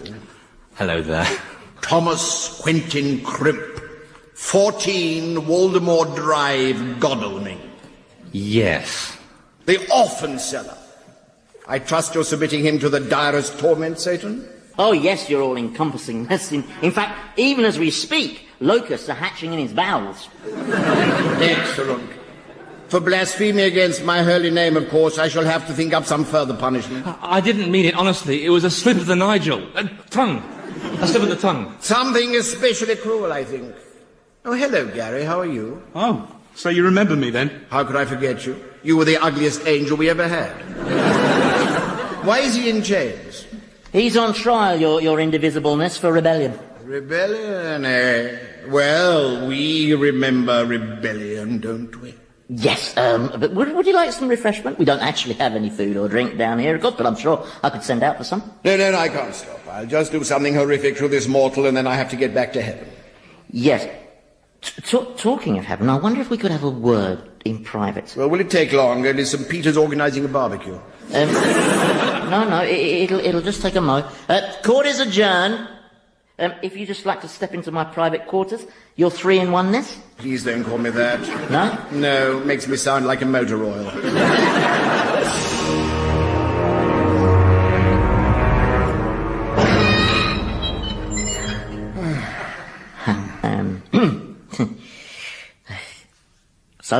So. How's the family? Fine. How's Jesus? He's fine. Oh, good. Nice lad. Haven't seen him since the wilderness. You must be very proud of him. Yes, I am. Look, you said you wanted to talk to me about something. Yes. Can I say, just to kick off, that when you expelled me from heaven for... treachery? Yes, well, I just wanted to say that, with hindsight, I'd have done the same in your position, I can tell you. Boy, was I silly. Dear, oh dear. Still, you do daft things when you're young, don't you, eh? I expect you know you probably didn't, did you? Anyway. What I was wondering was whether now might be a suitable juncture to sort of let me kind of return to heaven. Not at my old grade, of course, no. Give me one good reason. Well, it doesn't really make sense anymore. I mean, this place largely runs itself, and up on Earth, well, I'm totally redundant there. I mean, I'm just not needed to go around anymore putting evil thoughts into men's minds. Well, not since Pamela Anderson came along, and what I'm getting at is... I can't see what all the fuss is about. Sorry? Pamela Anderson. I mean, I don't even think she's particularly attractive, do you? Well, I'm probably not the one to judge, given that I find all humans physically repugnant. But the point is, your indisputableness, I really She's feel... got a very ugly mouth. Yeah. Yes, actually, I think we're getting a little bogged down on Pamela Anderson. See, what I'm trying to say is... no fire, or golden grace What's that? Oh, that's just Elvis. Now... This is hell. No one is supposed to sing. Well, yes, I know, but he does no harm, you know, so we... But he lived a life of drugs and debauchery. He was sent here to be tormented. Oh, he is being tormented. He's sharing a pit with dozens of Elvis fans who just keep going on about how good he used to be. And is he the only one you're allowed to sing? Oh, he's the only one who wants to. Well, apart from Edith Piaf. But we don't let her sing for obvious reasons. He stopped. Yeah, he'll have forgotten the words again. Now, as I was saying, I really am very sorry for what I did, but I've been here a long time now, and I just feel I've had enough, and could I go back to being an angel, please? Well, I'm very pleased that you finally acknowledged the error you made in rebelling against my authority. Absolutely. And well, yes, I must admit, you do seem to have changed. You're more mature, more responsible. I have changed, yes. So keeping you here is perhaps a little unfair. Yes? But totally necessary. What? It's necessary to keep you here. This place has to be kept going. Why? It's part of the order of things. They sin, I judge, you punish. Dropped, quite the contrary. The current increase in the sinning rate stands at 97%. Admittedly, that figure's distorted by the inclusion of Paula Yates, but it's still an alarming trend. I think how much more the little monkeys would get up to if it wasn't for the thought of ending up here. Well, Well, with respect, your inconceivableness, I really don't think I'm an effective deterrent anymore. It needs a new approach. What about if you sent Jesus down to Earth to teach them? Are you kidding? After what they did last time. Well, that's true. Yeah. Well, it was just a thought, so I have to stay here then? I'm afraid so, yes. Will my time here ever end? That's for me to know. What sort of an answer's that? A God's answer. Bloody stupid, bloody... You got a problem with that? Me? No, I'm ecstatic. Yeah, I'm just making plans for all this wonderful eternity I've got to look forward to as a creature who's 40% goat. Well, I'll just smite Thomas, then I must be getting along. Actually, there is one other thing. Go on. Well, there's one mortal who I've got to know quite well, and I really think shouldn't be down here, your totalness, and I was wondering if perhaps you'd reconsider his case.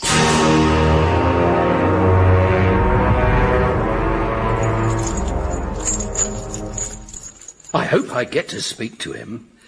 I mean, just think what he could tell us about the universe. I mean, asking God direct would save a heck of a lot of research. Professor.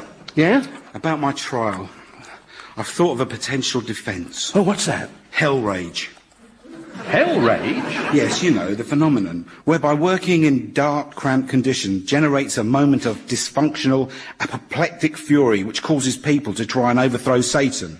Well, it's a bit Californian, isn't it? I know. No, I think your best option would be to accept your guilt and throw yourself at Satan's mercy. Oh, yeah, because he's renowned for that, isn't he? It's legendary. Satan's mercy, along with Paul Gascoigne's IQ and Tony Blair's warmth. Professor, could me and his infiniteness borrow you for a second? Of course, my pleasure. All right, Gary. Oh, are those manacles too tight? No. I'll soon fix that. There, try not to howl too loud, Gary.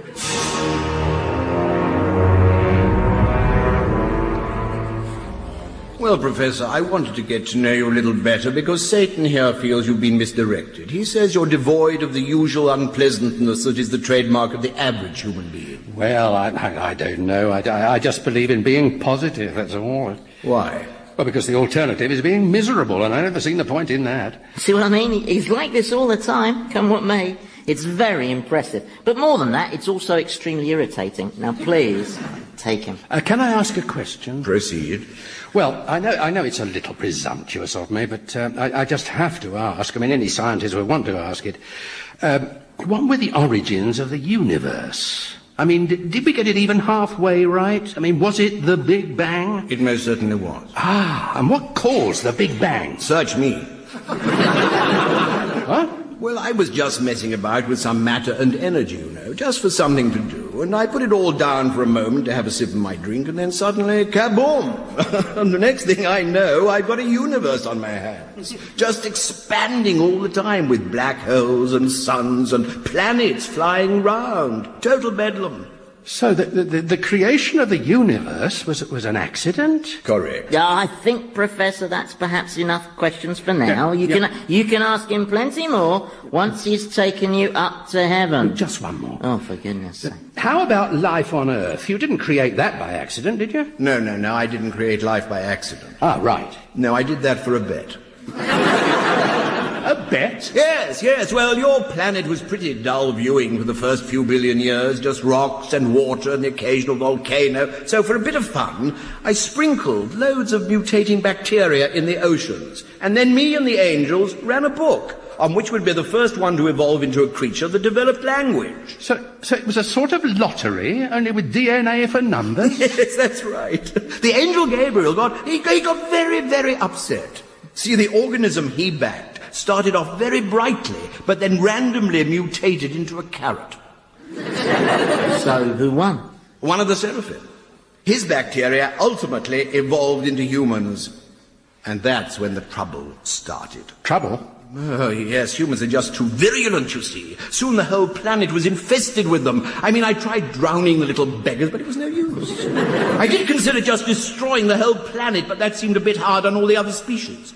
In the end, I gave up. I decided if I couldn't exterminate you, I might as well have you as subjects. There, happy now, Prof? That's enough questions. We don't want to wear his all-embracingness out now, do we? No, there's just one more thing I'd like to ask. It's not if you're a god, why do you allow such dreadful things to happen, is it? No. Oh, good, because that one gets on my tits. Far away.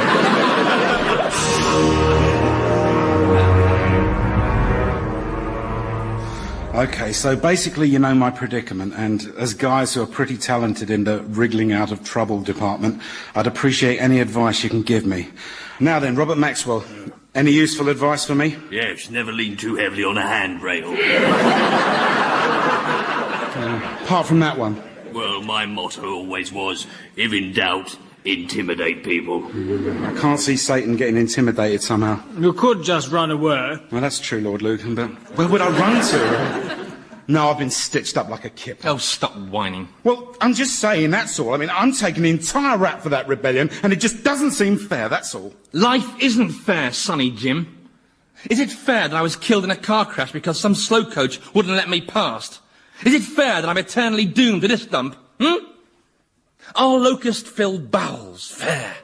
And most of all, is it fair that I was made like this, all sneaky and crafty, and then I get punished for it?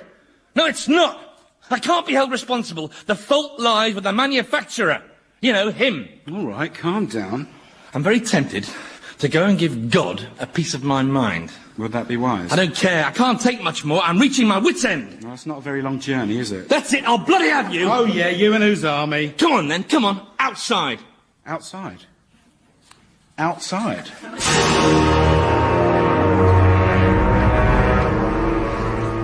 So, let me get this straight. Before the Big Bang, there was... Just some matter and energy. And before that, there was... Nothing. But you can't make something out of nothing. That's not true. Look at Anthea Turner. What I'm saying is, it isn't rational to say something could spring from nothing. Look, it's not my fault if you've got a cliched view of what constitutes nothing. Prof, don't get him angry. But I'm not trying to. It's just that what he proposes isn't rational. Says who? Well, says common sense. Professor? I'm not going to argue with you. It's just that logically... Look, are you a divine being who shapes the universe? No. Well, I am, so shut up. A bit touchy, isn't he? Look, Prof, just keep your gob shut, OK, while I try and repair the damage. I'm sorry about that, your ineffableness. As I say, he has his very inquiring mind, which is all thanks to you, of course. If you hadn't sprinkled life in the oceans, he would never have developed this brain. Don't remind me. But as I say, I've not been able to find any malice in him, and I really feel that... So why is he here? Well, on my arrival, I was informed it was because I didn't believe in you. What? Oh, well done, Mr. Tact. Did he say he didn't believe in me? Well, yes, previously, up there, but he was a scientist. You know what they're like. They won't believe in anything till they've tested it on rats. No, they're just eggheads, aren't they, with thick glasses who spend their days bent double over Bunsen burners. But he believes in your existence now, don't you? Oh, yes, very much so. There, you see? All right. Well, he can still come to heaven. Thank you. Provided he kneels down and worships me as the one true God. No problem. OK, Prof. Away you go. Why is he waiting? Well, it's just, I'm quite prepared to accept that you're God's as good a word as any, I suppose. But it's the one true bit that... Don't do this to me, Prof. I mean, all I'm saying is I haven't any evidence which proves that you're the only God. Professor? I mean, yes, we appear to be your creations, but then you could be the creation of some even greater super being. I mean, how would we know? How would you know, for that matter? Look, this is no time for this relativism crap. Look, he doesn't mean it, your undeniableness, and he'll do the worshipping now, won't you? Well, no. I don't feel very comfortable about that. What? It's the kneeling. He doesn't feel comfortable about the kneeling. Yeah, dodgy knees, old rugby injury. But he will... Let him speak for himself. Well, it's just that I don't quite understand why a supreme being requires worship. I just need it. Okay? Why? Because! Please stop, Professor. His aura's turning crimson. That's a very bad sign. But why this neediness? Look, just because I'm a supreme being doesn't mean I can't feel vulnerable. Oh, no, that's torn it. You forced him into an admission of weakness. He won't like that. Here we bloody go. Satan, you foul changeling, this mortal reminds me of you. But whereas your sin was rebellious pride, his is infuriating smugness. Excuse me. What is this excrescent mortal doing here? I've come to register a complaint. Now's not a good time, Tommy. There's never a good time for what I have to say. Oi, you, God! I want to know why I'm here. Why am I being subjected to this eternal punishment? Because you led a horrible, nasty, little life. Well, I couldn't help that. That's the way I was made. Not at all! You had a choice! From the beginning, I gave mankind free will. Well, that was a bloody stupid thing to do, wasn't it? Like giving a toddler a Kalashnikov. You should have known what we do with free will. Control this mortal, Satan. He's got a point, though, hasn't he? Silence! You have all offended me, so now I shall punish you together. He's not very good at managing his anger, is he? Silence! This punishment I visit upon you will last for eternity, you miserable, ungrateful creatures! Well, I be jiggered. Snow! Farewell, accursed riches! Please, one last question. Yes! Are we humans the only intelligent life in the universe? Do you seriously think you're the best I could do? Oh, well. There goes God. Funny bloke.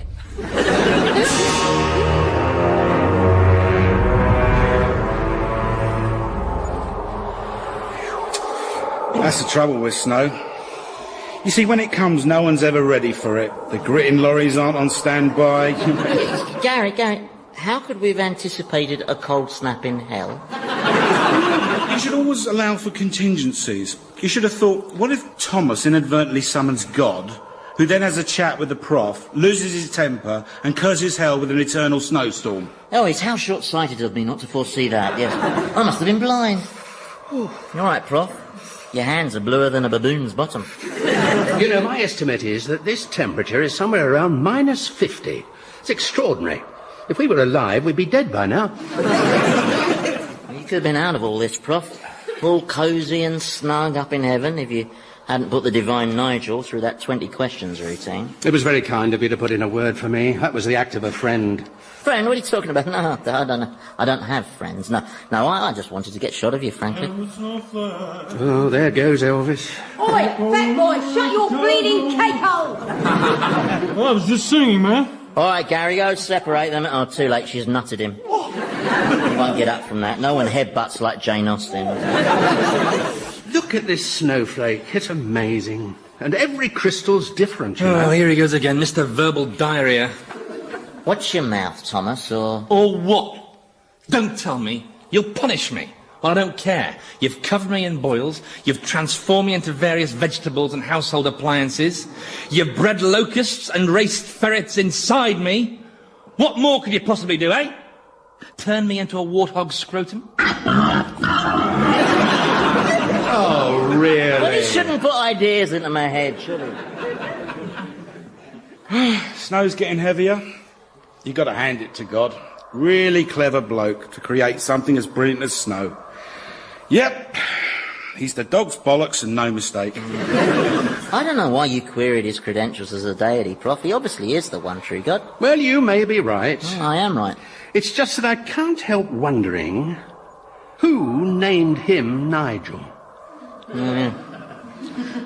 Boss? Yes, Gary? What is my punishment going to be? I don't think I'd be bothered now. It's not as if it'd change anything. We're just looking at more and more eternity, basically. The Brass Monkeys version, of course, yeah. More same endless nothingness. Thank you, God. Thank you so much. I know what he means about Pamela Anderson, though. Hey, who wants to help me build this snowman? It's amazing, isn't it, how cheerful and upbeat the Prof is, even in the direst adversity, eh? He always sees the bright side, of course. He's what's the word? Sicko. That's the one.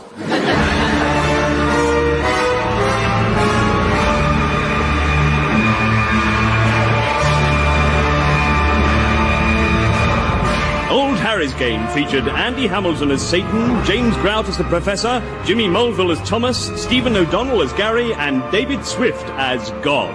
With Philip Pope, Penelope Knight, Michael Fenton Stevens, and Nigel Pegram. The programme was written by Andy Hamilton and produced by Paul Mayhew Archer.